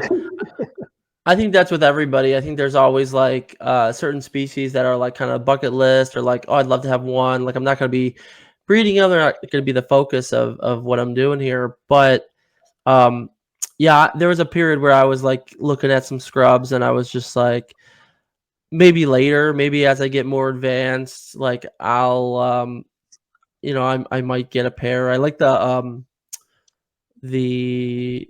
bar neck scrub Yeah, they're pythons. beautiful. They're They're beautiful. beautiful, but I hear and I've seen because Stephen Cush, a younger guy, Yeah, he has a really cool channel and he talks all about them, and they're gorgeous, but they are like you got to watch yourself. They're real yeah. fast, real quick. They remind me of mambas. Like they're They're just smart very, snakes. yeah, they're smart, very intelligent. I have a dwarf retic, and she's super cool, very smart, but she's hissy, and I took her to a show. She was a little cool, so she was easy.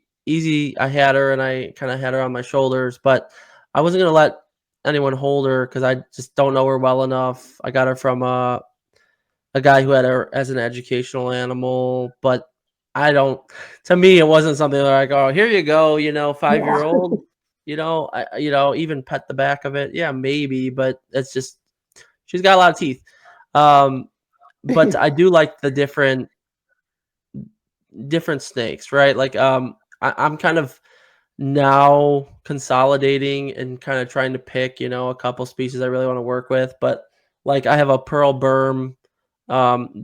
He's gonna be great. His name's Homer, and he's gonna be a great educational animal.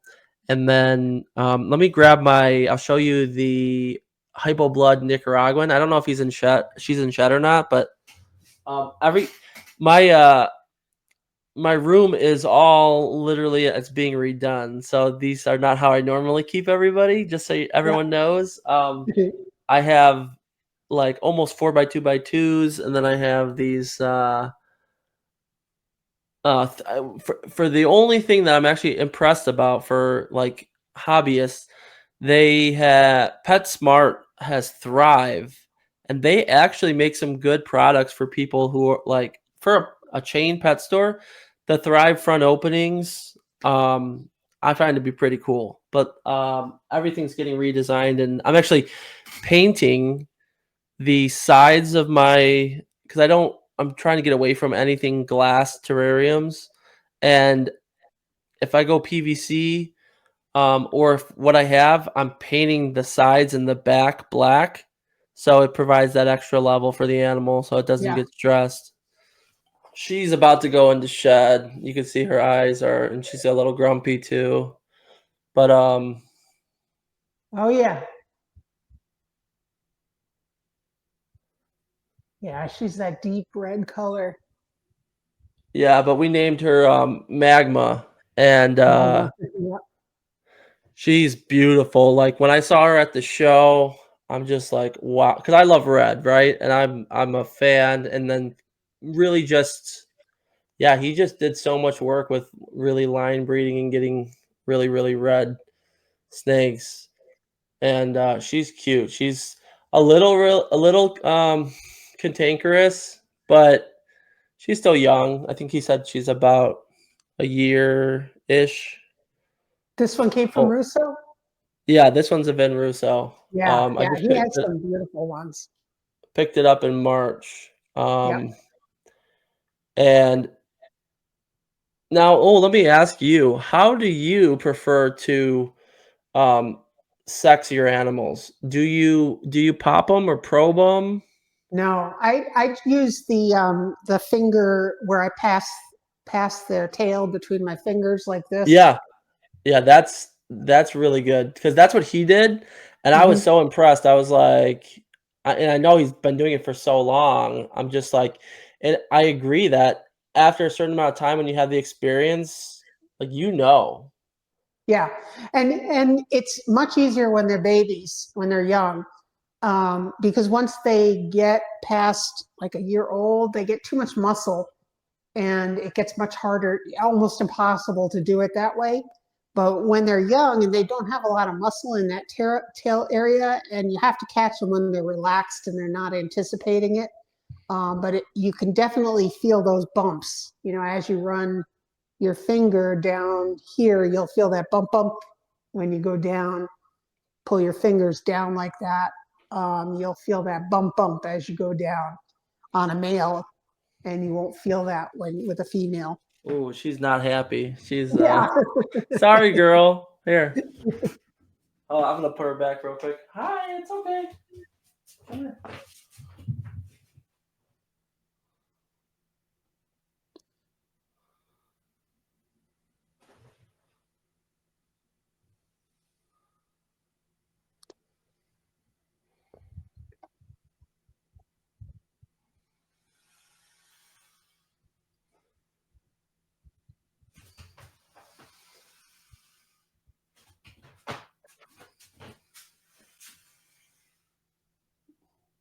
Yeah, she's hissy.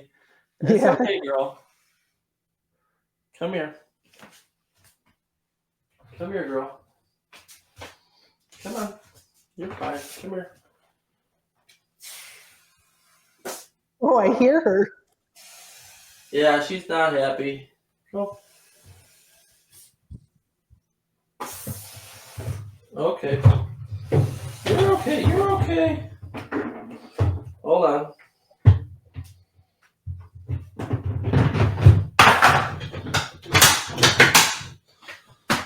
Yeah.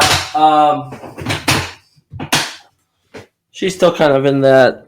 I don't know though. Actually, I can't even. I think it's just because she's about to go in the shed or she started. She's a little grumpier, but Yeah. um, yeah, I love her. And then I have another Nicaraguan, but I'm almost like torn to get back into Tarahumaras because I wish they were just. I want them to get more popular because they're just the perfect size. They're beautiful. They're pretty easy to care for, and I'm like, I want to see more and more uh, get into more of the dwarfs, and then obviously as those hobbyists progress, they're going to branch out and get bigger species or different localities. Um, Yeah, it's a great entry level, I think, snake. Um, yeah, the one but thing though is that, well, people pay a fair amount of money for morphs too, but it's not going to be like $150 snake. That's the thing. And the localities bring more money than like a ball python, and like a normal ball python. So as an entry level snake, maybe people don't want to spend that much for a locality boa, but it's also a better return on investment. yes, yeah, I think The localities tend to hold their value. they do. Yeah, I mean they really do. I think more people will realize that because if they do see it at an expo, for some reason they're gonna be like, "Wow, I've never even seen it here or seen one," and then online, um, and we'll go. I want to actually go to your YouTube here in a second, your Facebook, Instagram, go through kind of some of the stuff you got. Um, yes, they hold their value, and when you keep things pure, over time, you may see less and less of it, or more and more of it. But regardless, the purity is key, and yeah, they're not cheap snakes, but they're snakes that are are worth it because if you look on the rarity and the purity and just how unique they are, like you're not gonna find other people. Like I feel like I see a lot of entry level boas at shows or online. You find them for $100, 150 for like Colombians, and aren't Colombians a little bit more the bigger? Like they'll get a little Yeah, bigger. they can get much bigger. Yeah, 8 feet, 8 feet, nine 8 feet feet. ish. Yeah, Yeah, so when you see those being cheap, and then you're like, yeah, and you'll hear different vendors say different things about their size, but I'm just like, that's probably not, especially if someone's getting into boas. I'm like, don't go for just the 150, what BCI that looks cool. It's different, but it might get 7 to 9 feet. You know what I mean? And um, yes, people have to know that localities you can't expect that price point, but you're always going to get what you pay for, and the stuff that's common that's priced lower entry level 100 to 200 range for boas is probably the stuff that's going to get larger and the stuff that's extremely common, and that's what I see. You know what I mean?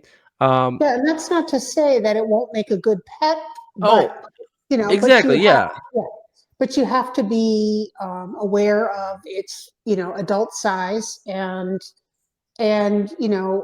what your long-term goal for it is, and also, the boas have a fairly good lifespan. They're not a pet that you're going to have just for a few years. So you have to consider: are you going to retain interest in this boa, or are you going to get bored with it and wish you had bought something that was more to your liking? And so that's another aspect of it, is if you're looking for something that really ticks all the boxes for you, it's worth it. Yep. Yeah, and that's another thing as well where I want to see when I do go to expos, or if I just walk an expo for fun, I want to see good vendors who are telling and giving good knowledge and education on the animal or care sheets, and they're explaining, look, here's pictures of the parents. Like this Mm-hmm. snake is going to get on the bigger side, depending on the species, Yep. and they show you, they're like, and then the lifespan, yeah, it could be 15, 20 years. So for that 10-year-old who wants a steak, who wants a BCI and it's Colombian, it's like, shoot, that kid comes to around 15 and is tired and gets out of snakes, or gets bored with it. Their parents are going to be raising or keeping keeping that snake, and it might not be something. I've heard a story about this where someone, they were super into reptiles and they became a hobbyist and then a breeder, but their dad hated snakes and like didn't like animals, and then um they, or it was somebody they knew or something, and it was the parent ended up having to take care of the animal, and it was like a big, probably 8 footer, hefty boa that Mm-hmm.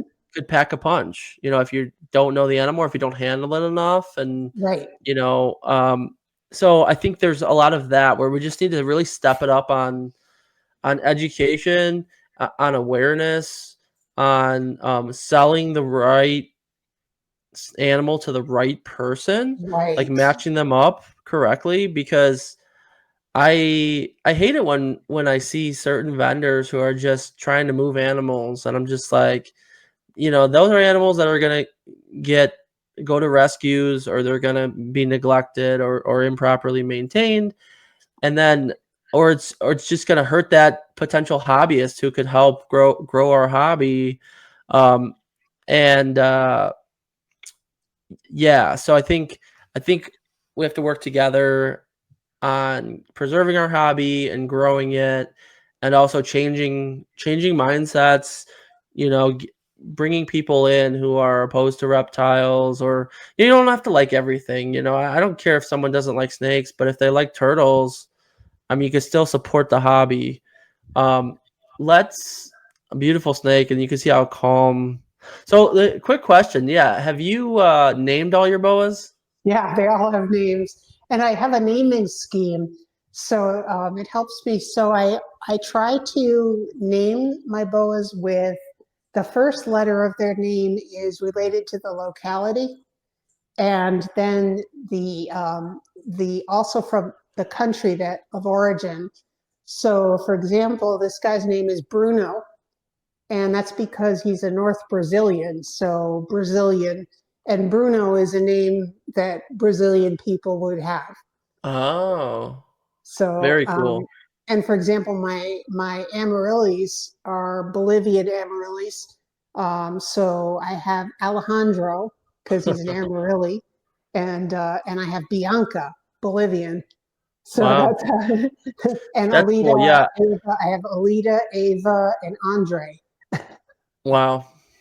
So Yeah, yeah, I think that they that's all have neat. naming schemes. So they all have names. There's a few exceptions, but most of them I've adhered to that.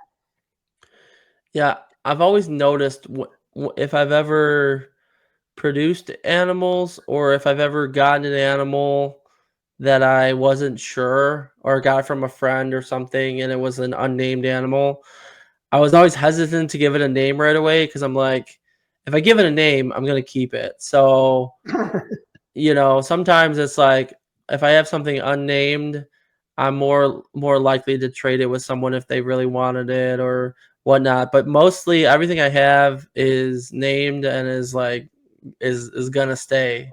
Um and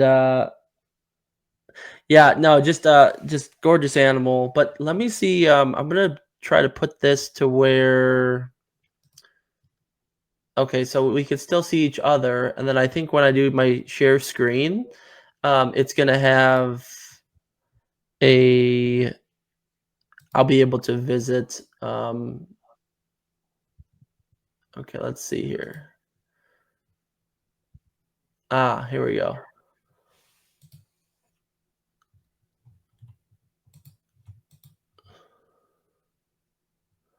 Let's do this first. I'm gonna go to. Oops. Can you see this right now? Uh, no, When you're looking at the screen, does it show your YouTube? no, I don't see that. Okay, let me try something different here. I'm gonna do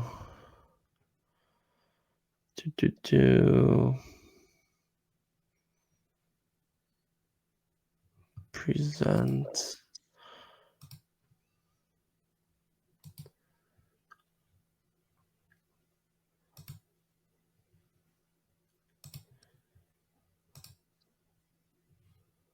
Oh, here we go.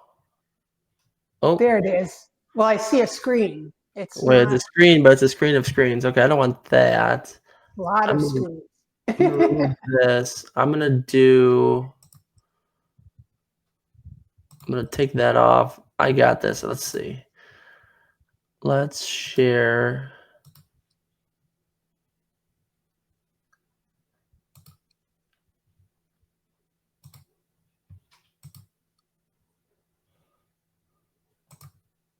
There we go. Okay, Yeah, there you you go. can see it now.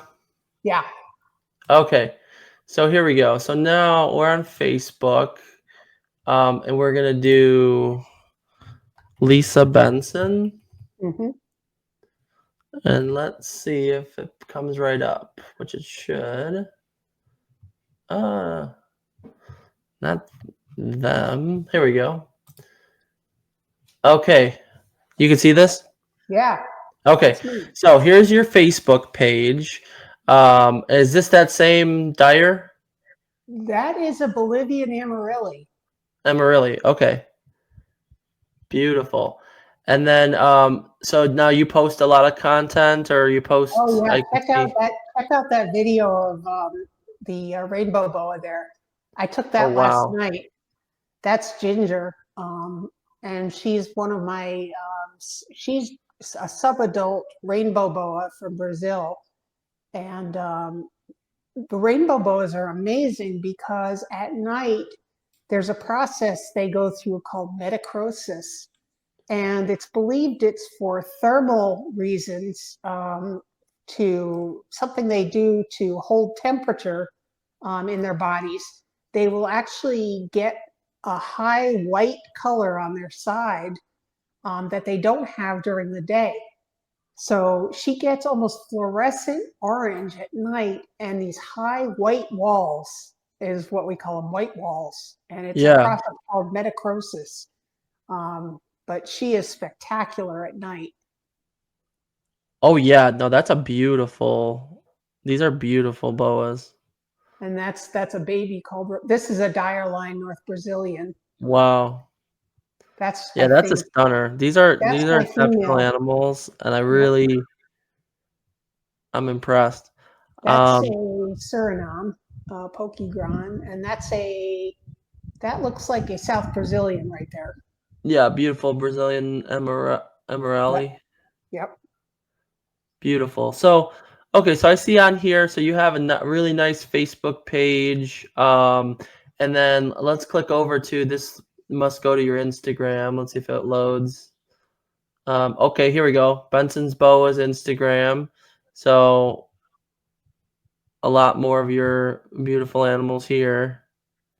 Oh, did it stop? Hold on. You probably didn't see that part. Let me go back here, and I'm gonna go and re-add this because it wasn't. Let's stop this guy and let's redo this. There we go. Okay, so then here's your Instagram. Can you see that? Not yet. Nope. Oh, there we go. There Now? it is. Yep. Yep. So now Benson's Boa's Instagram.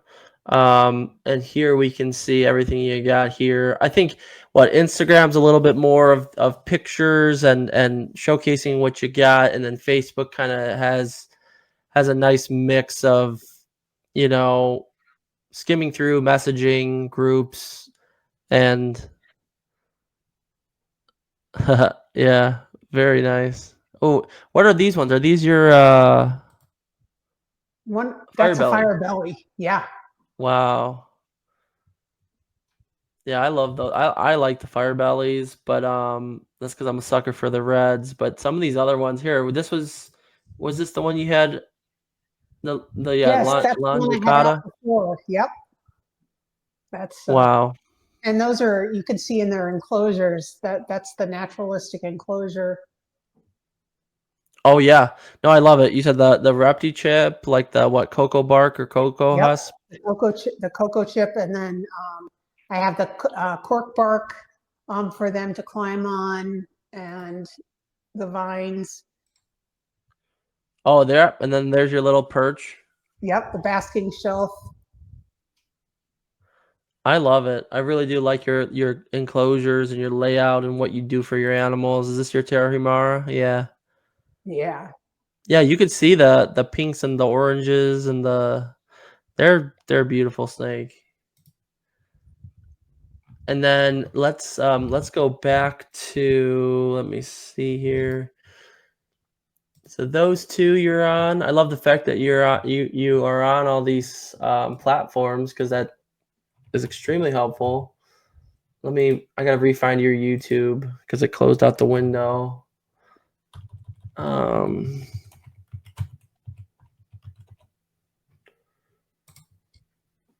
okay. And if I add this now, should be much faster. Okay, Benson's Boas coming right up. Your YouTube channel. I love it. Everyone you're smiling into, pretty much. So it's always good to see that. And then, oh yeah, here's your video on the humidifier DIY. Yes, that's right. That's very cool. No, I just love how positive you are. And for, any viewers, please like and subscribe to her channel and her Facebook and Instagram. Um, I really think you are someone who the hobby needs more of. Thank you so And much. I can just already tell if I ever bought a boa from you, you'd be a resource. I'm sure do you get a lot of questions from if someone does buy a locality boa, if they're newer to the hobby, I'm sure you give them support and you help them Oh, along with any. 100%. And even if they don't buy from me, I get a ton of people asking me questions on Facebook and Instagram, or even people who've watched my YouTube videos and contact me. I'm always willing to provide advice for what it's worth. You know, I care about these animals and always willing to help. Yes, that's awesome. Yeah. I I definitely know several people who either know of you or they will know of you after this video because one individual introduced me to Brian's Boas and then because he has the Tarahumaras, and I'm like, I didn't see him or get to talk to him at the last expo, but I was gonna be like, have you ever seen this person? Because she's great. So um real quick, I'm gonna do a quick if I can show you I kind of set up my own little social platform for IRHA, and so we have our own website that is a network. Picture like a Facebook, picture like a forum, but it's more modernized. Um, Almost like a fauna, but it's like a fauna. If fauna and Facebook had a baby, and then it's a mixture, a hybrid. So let me show you this because I'm trying to get hobbyists, give them something a little bit more positive because sometimes Facebook groups might be intimidating for people, or Yeah, people might get a little off put by some of the comments some people make. So I made so IRHA.network, or actually it's www.irha.network, and for the Illinois Reptile Hobbyists Association, we have a whole bunch of stuff here. We have a breeder directory and enclosures, a reptile rescue, a history page. One our rest in peace, Ted. He started a club that was called the Alliance of Reptile and Amphibian Hobbyists, and sadly he passed away a few years ago, I think. But he definitely, I feel like I'm kind of carrying the torch for what he did. But um, I've got like a little link to marketplaces here for new hobbyists. So more mhm. market fauna, got king snake, and I got a couple other smaller ones down here. US Arc, I have a link, takes you straight to well, I won't open on here, but it goes to US Arc, and then our herptile code here. But what's neat about this is I'm just trying to get people to join to kind of, people who need advice and help, and you could post comments and pictures, and this person shared a picture of her bearded dragon, and I don't know what. Sorry, I'm scrolling through because we welcomed a bunch of new members, but people post funny little things and That's just, funny. uh, just a whole bunch of stuff. I like the polls because you could even see here, snakes are taking the lead, but a nice little resource for people, something an alternative to Facebook here and there, Yep. Uh, but let's do this. Okay. And let me switch back to, I believe it was that one. Okay. Um, what would so like, let's summarize or recap everything. Um, what would you say, one more time? First time BOA person, they wanted to get into the localities, but they want easier localities. Go ahead with your top two or three. You said Tarahumaras. Yeah, I said the Terra Humera is probably my top recommendation for size, disposition, and ease of care.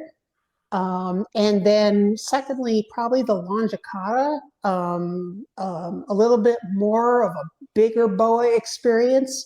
Um, Beautiful to look at, also very easy to take care of, easy to feed, but it'll give you more of that full size boa, but still in a reasonable size package. You know, they stay within the 5 to 6 foot range, Okay. um, and just gorgeous boas, as you saw.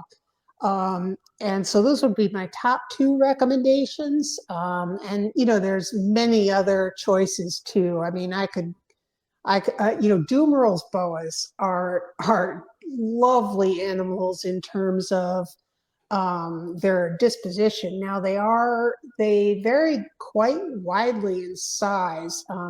I have a male Dumerals who's probably pretty much fully grown, and he's not even 5 feet.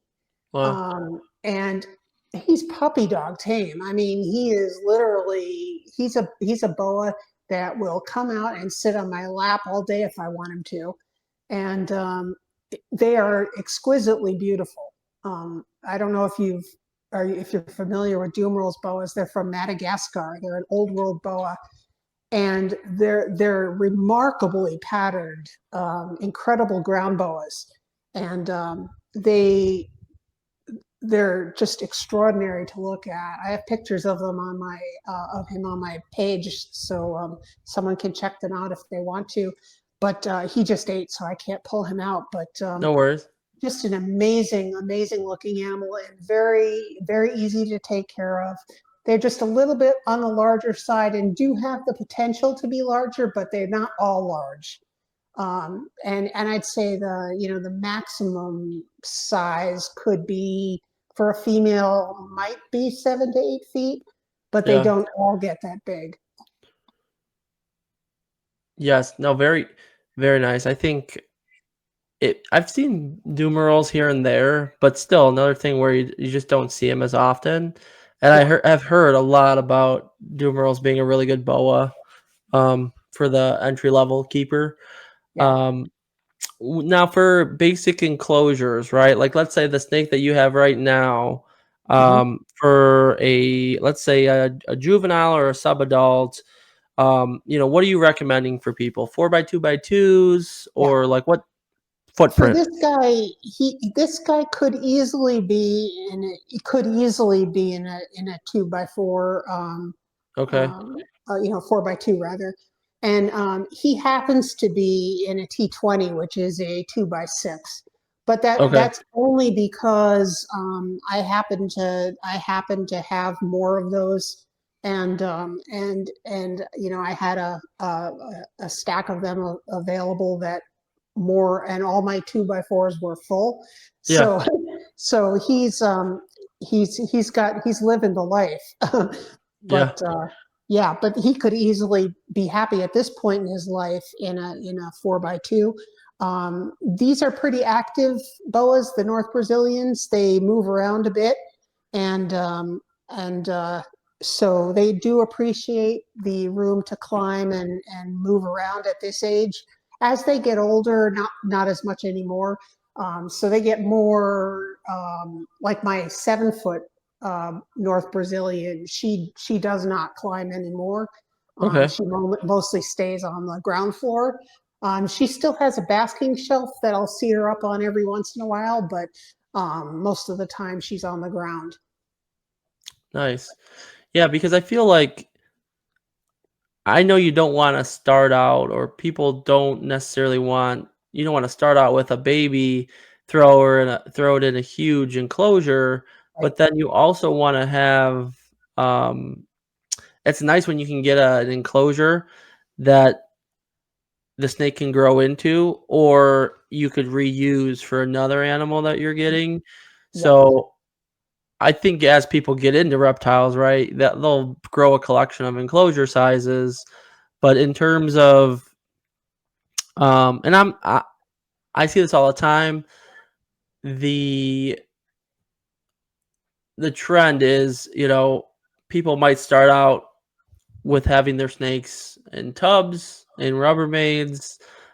Maybe they start them out in aquariums, but then as they get bigger, obviously, then they switch to front opening or sliding glass, Yeah. which I think is probably your best bang for your buck. But if you had to rate, like, let's say someone, um, they're getting into boas, and you're like, okay, they just bought a baby and they can't afford too much to start with. What Yep. would you say, like a 40-gallon breeder or a 20 long, like something to start them off that they know is So not gonna. So I would say to start off, you can start off really easily with like a sterilite tub. Yeah, or like a Um, tub, yeah. yeah, like I don't know. you probably can't see it well, but like my Brazilian rainbow boas, I start off in tubs because they need the higher humidity, and a Yep. tub is great for maintaining really high humidity. The babies of Brazilian rainbow boas need almost 100% humidity when they're Hmm. young. And so they actually wouldn't do well in a regular enclosure as babies, or even in a rack. It's very hard. So I start them out in a as a juvenile to even up to pretty much almost 2 years old. I'll have them in increasingly larger sterilite tubs Okay.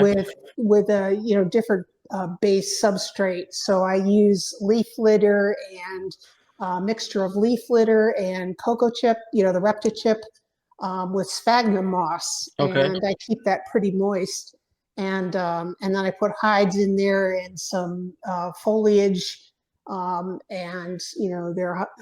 and it works great. So and I before I had my whole big setup like I have now, that's how I started a lot of my boas, Okay. in these tubs, and I used heat mats under them. Um, so on thermostats, of course, Yeah. that's so important. You can't just use a heat mat. You have to have sterile. You have to have a thermostat. And I like the spider web herpstats. That's what I use. I have all herpstats here. Um, at this point, I'm using all herpstat fours, and I've had great luck with them. Okay. And um, that's an easy setup. It's not expensive, and it's a great way to start. They are they are top opening, um, but eventually you do want to get to something probably that's front opening, because boas and snakes, they don't really love people reaching in from the top. Yep. Yeah. It's a little more threatening for them. So you'll be better off eventually if you can get something that's front opening. Um, it'll just be easier for you. And then once you get to an enclosure, I've I've found that I wouldn't want to go with anything that's lower in height than 18 inches. Um, and that's really for maintenance reasons, and also just for their ability to climb and have opportunities, to do things in the enclosure for, branches and things like that. If you go like to a foot high enclosure, it's so hard to get in there and clean, and especially if you've got floor level or high Yeah. enclosures, it's almost impossible to get in there and clean, and especially on the floor level or higher level cages. So I'd recommend sticking with 18 inches at least in height. And if Okay. you've got something that's more arboreal, something that likes to climb a lot, go with the 2 feet at least. Yeah. Yeah, I do. I agree. I think even just for people just getting into the hobby, or even people who want to slowly, like they spend a lot of money on the snake and they don't have as much on the enclosure right now. Um, or vice versa. I mean, it's always nice to obviously have your enclosure set up first and Yeah. ready to go. But regardless, for people, if budgets or the finances are a big factor, yeah, like a sterilite, like a tub, something Mhm. that's simple, easy to clean, Yep. and then it's temporary, Yep. but it's a great starting point. It matches the size of the Yep. snake, and then once it grows out of it, then you got your 4x2x2, or you got your 6x2, and Yeah, and uh, you can melt holes, and for air ventilation. yeah, I use a soldering iron, yeah, me too. Yeah, that's what to I do. do it. Easiest. Makes a nice smooth holes in the sides. In the top, you could do it, and you can run as many holes through it as you want, and if you need more ventilation or less, and those worked out great for me. And I still use them for the Brazilian rainbow boas for the babies because it's perfect for them. You don't the glass tanks. I really don't recommend them because I know people have them, and you can make them work, but the thing is, you're always going to be battling humidity, and you're always going to be battling escapes Yeah, because because it's just the glass is not great at holding in the humidity, and the lids for those, it's hard to get a good clamp to yeah, hold something on top of a glass tank. And the other thing is that snakes like to feel protected, and if they feel like they can be seen from all sides, yeah, it makes them uncomfortable. So if you're going to use something like a Sterilite tub or a glass tank, it's important that either you put it up against in a corner in a wall, or put some kind of protection around it so that the snake has enough clutter, maybe plants around the back walls or something, so that the snake has enough clutter that it feels hidden. oh Because yeah, especially baby snakes feel very defensive, and they'll calm down much quicker and be much more settled if they can feel hidden. yeah. I like these. I just have her in here temporarily. Like I said, I'm repainting my enclosures, but I like these. They sell them at Home Depot, and they're like Yeah, yeah, and it's yep. just Something like that is perfect. yeah, because it still gives that opacity for the sides. Yeah, I don't like that it opens from the top, but that's just how that's how yeah. tubs are. It's what But shoot, a simple small little setup for somebody. Yep, Yeah, then you have your heat tape, your heat mat on a thermostat. Boom, your hide, your water yep. bowl. And you can hose it right out. Um, and it's adjustable in size. You can get a bigger one as you need it. Those are perfect for someone just starting out, and I started out that way too. Yeah, exactly. And that's important because I want when people keep animals or they get into the hobby and then someone's just trying to make a sale and they're like, yeah, buy this Repti Habitat 40-gallon front opening, but they don't tell them, you can get this, but you better cover this, cover the sides with construction paper or poster board or Right. paint it, or they're like, because I don't like the lids on those. Anything, I found I found the screen lids are The so weak, screen, yes, and the Thrive ones have a really solid like a thick, heavy duty metal mesh. But the problem is, all my stakes are small, but any of my stronger ones can easily push on the front opening doors. And I yeah, guarantee you, like even my fiance's ball python, she has an adult female ball python. It's strong enough to where I wouldn't trust it alone in that type of front opening. So yeah, I think the way to go is if you're gonna do anything, start with a Rubbermaid or a Sterilite, and then just know that you're gonna go with hopefully a sliding glass enclosure, something big. Have you ever done? Let me ask you this: do you have a preference on? Do you think the snakes do better if the enclosure is all black or that's a all good white? question. Um, you know, I I decided to go with all black, and I have friends who've gone with all black and friends who've gone with all white. And my gut feeling was that the all black would be more natural to the boa, like it would feel more, dark and comfortable for them.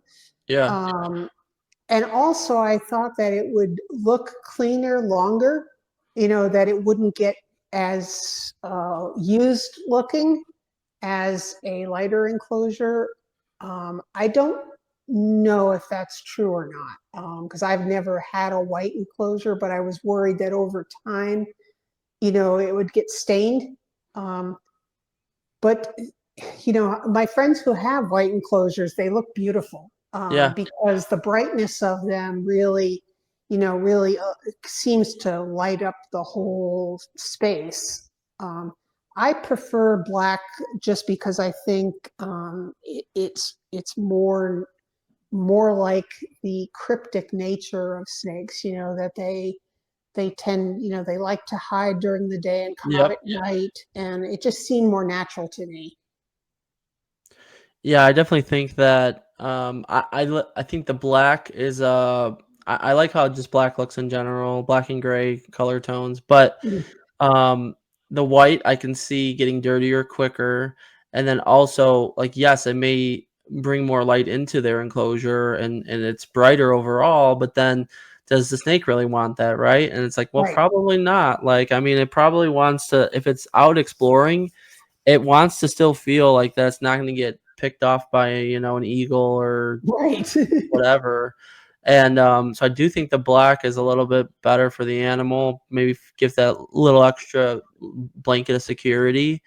Um, and yeah, I'm just like maybe certain types of reptiles might do better with white, where if you have to have a lot of plants or a bioactive where or they need UVB and you're doing a lot more with lighting Hmm. in the Hmm. enclosure. But yeah, I've debated that whether because I was going to build some PVC enclosures and I was like, well, they only sold Home Depot only sold big sheets of white PVC, so I'm Hmm. making a couple like that. But if I ever do think anything big, larger scale, or just doing a wall of enclosures. I mean, I'm just setting money aside because I like buying. You said yours were animal plastics? Animal plastics. And I've been so happy with them. I mean, it's a real quality product at a reasonable price.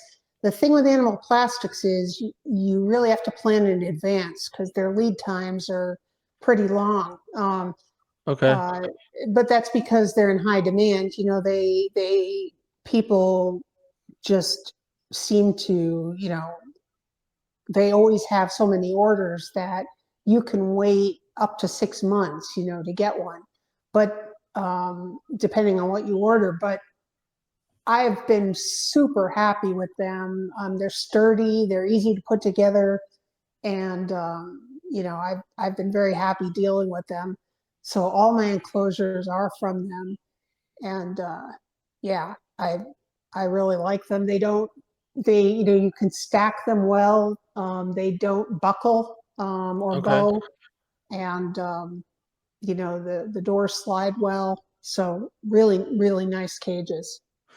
Do they when they come to you, do they come and you assemble them? They ship flat?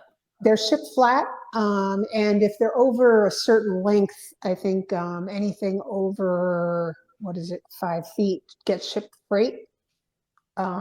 So you have to, calculate that cost in, although you're out in the Midwest, so it'd be cheaper for you probably because they're in Iowa. Oh, But okay. so you could probably pick them up. Yeah. But yeah, depending on where you are in Illinois. But for me out here, sometimes the shipping is almost as much as the enclosures. Uh, Yeah. but what I did was I just ordered a lot of them at a time and saved on shipping. And and then I just had a mass event of assembling them. Uh, Yeah. but they go together easily. So I put all mine together myself, and it's easy to do. You just power screwdriver and then the adhesive to seal the bases, and you're good to go. Nice. Um what I was gonna say, oh, what is your preferred, because I know there's debate and I hear this all the time on social media. Who do you use or who do you like to use for shipping your reptiles? So Morph Market just started a shipping wing. They and I'll be interested to try that out. They've got some reasonable prices and insurance too. And before that, Ship Your Reptiles is has Yeah. been pretty good too. Okay, yeah, because I think I've bought snakes before with Ship Your Reptiles. Hmm.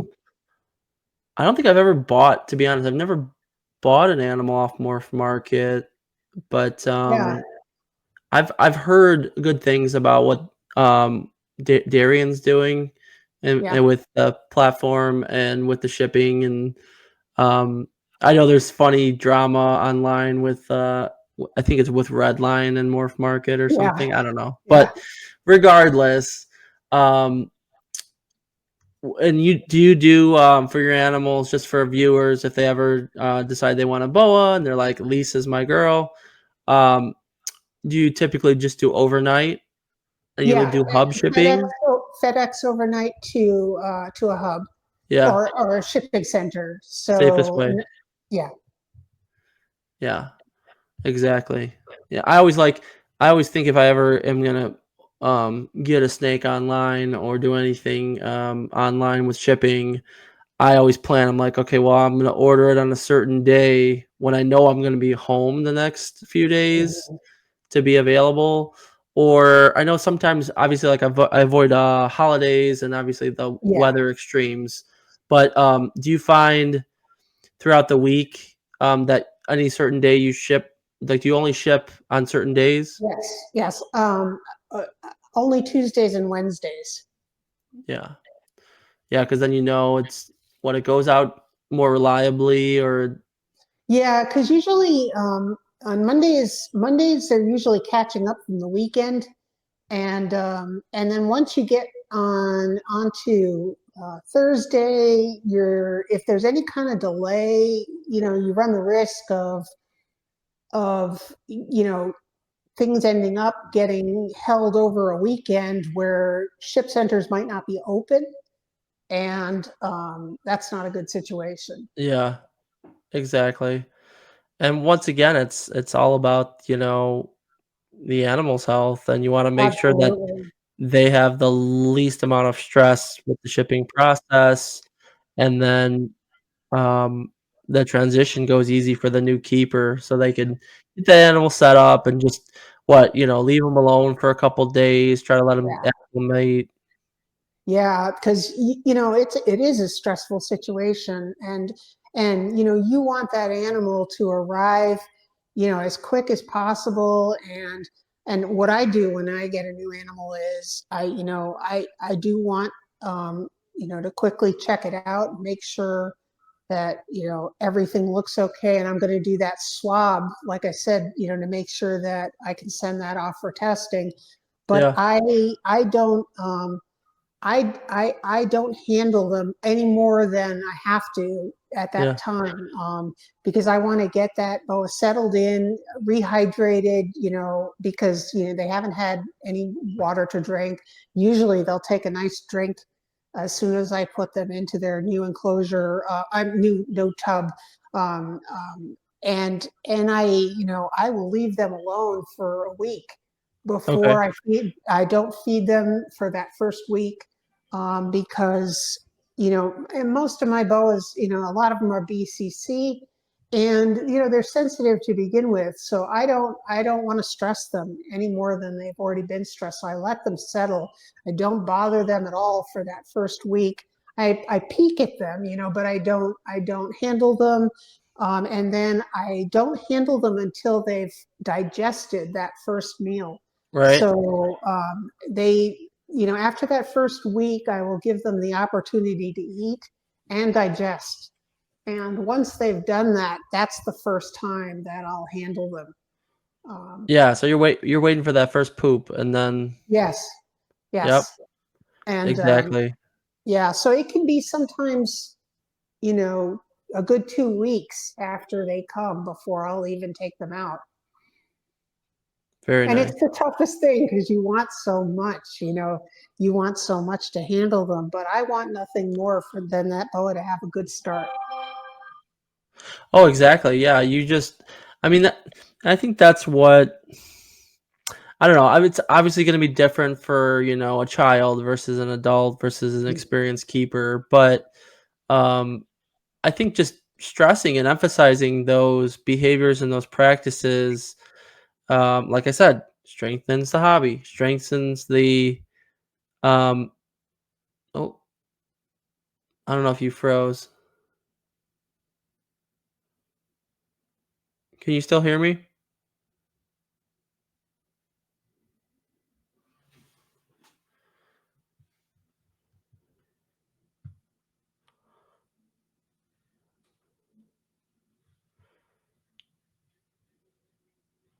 Hello?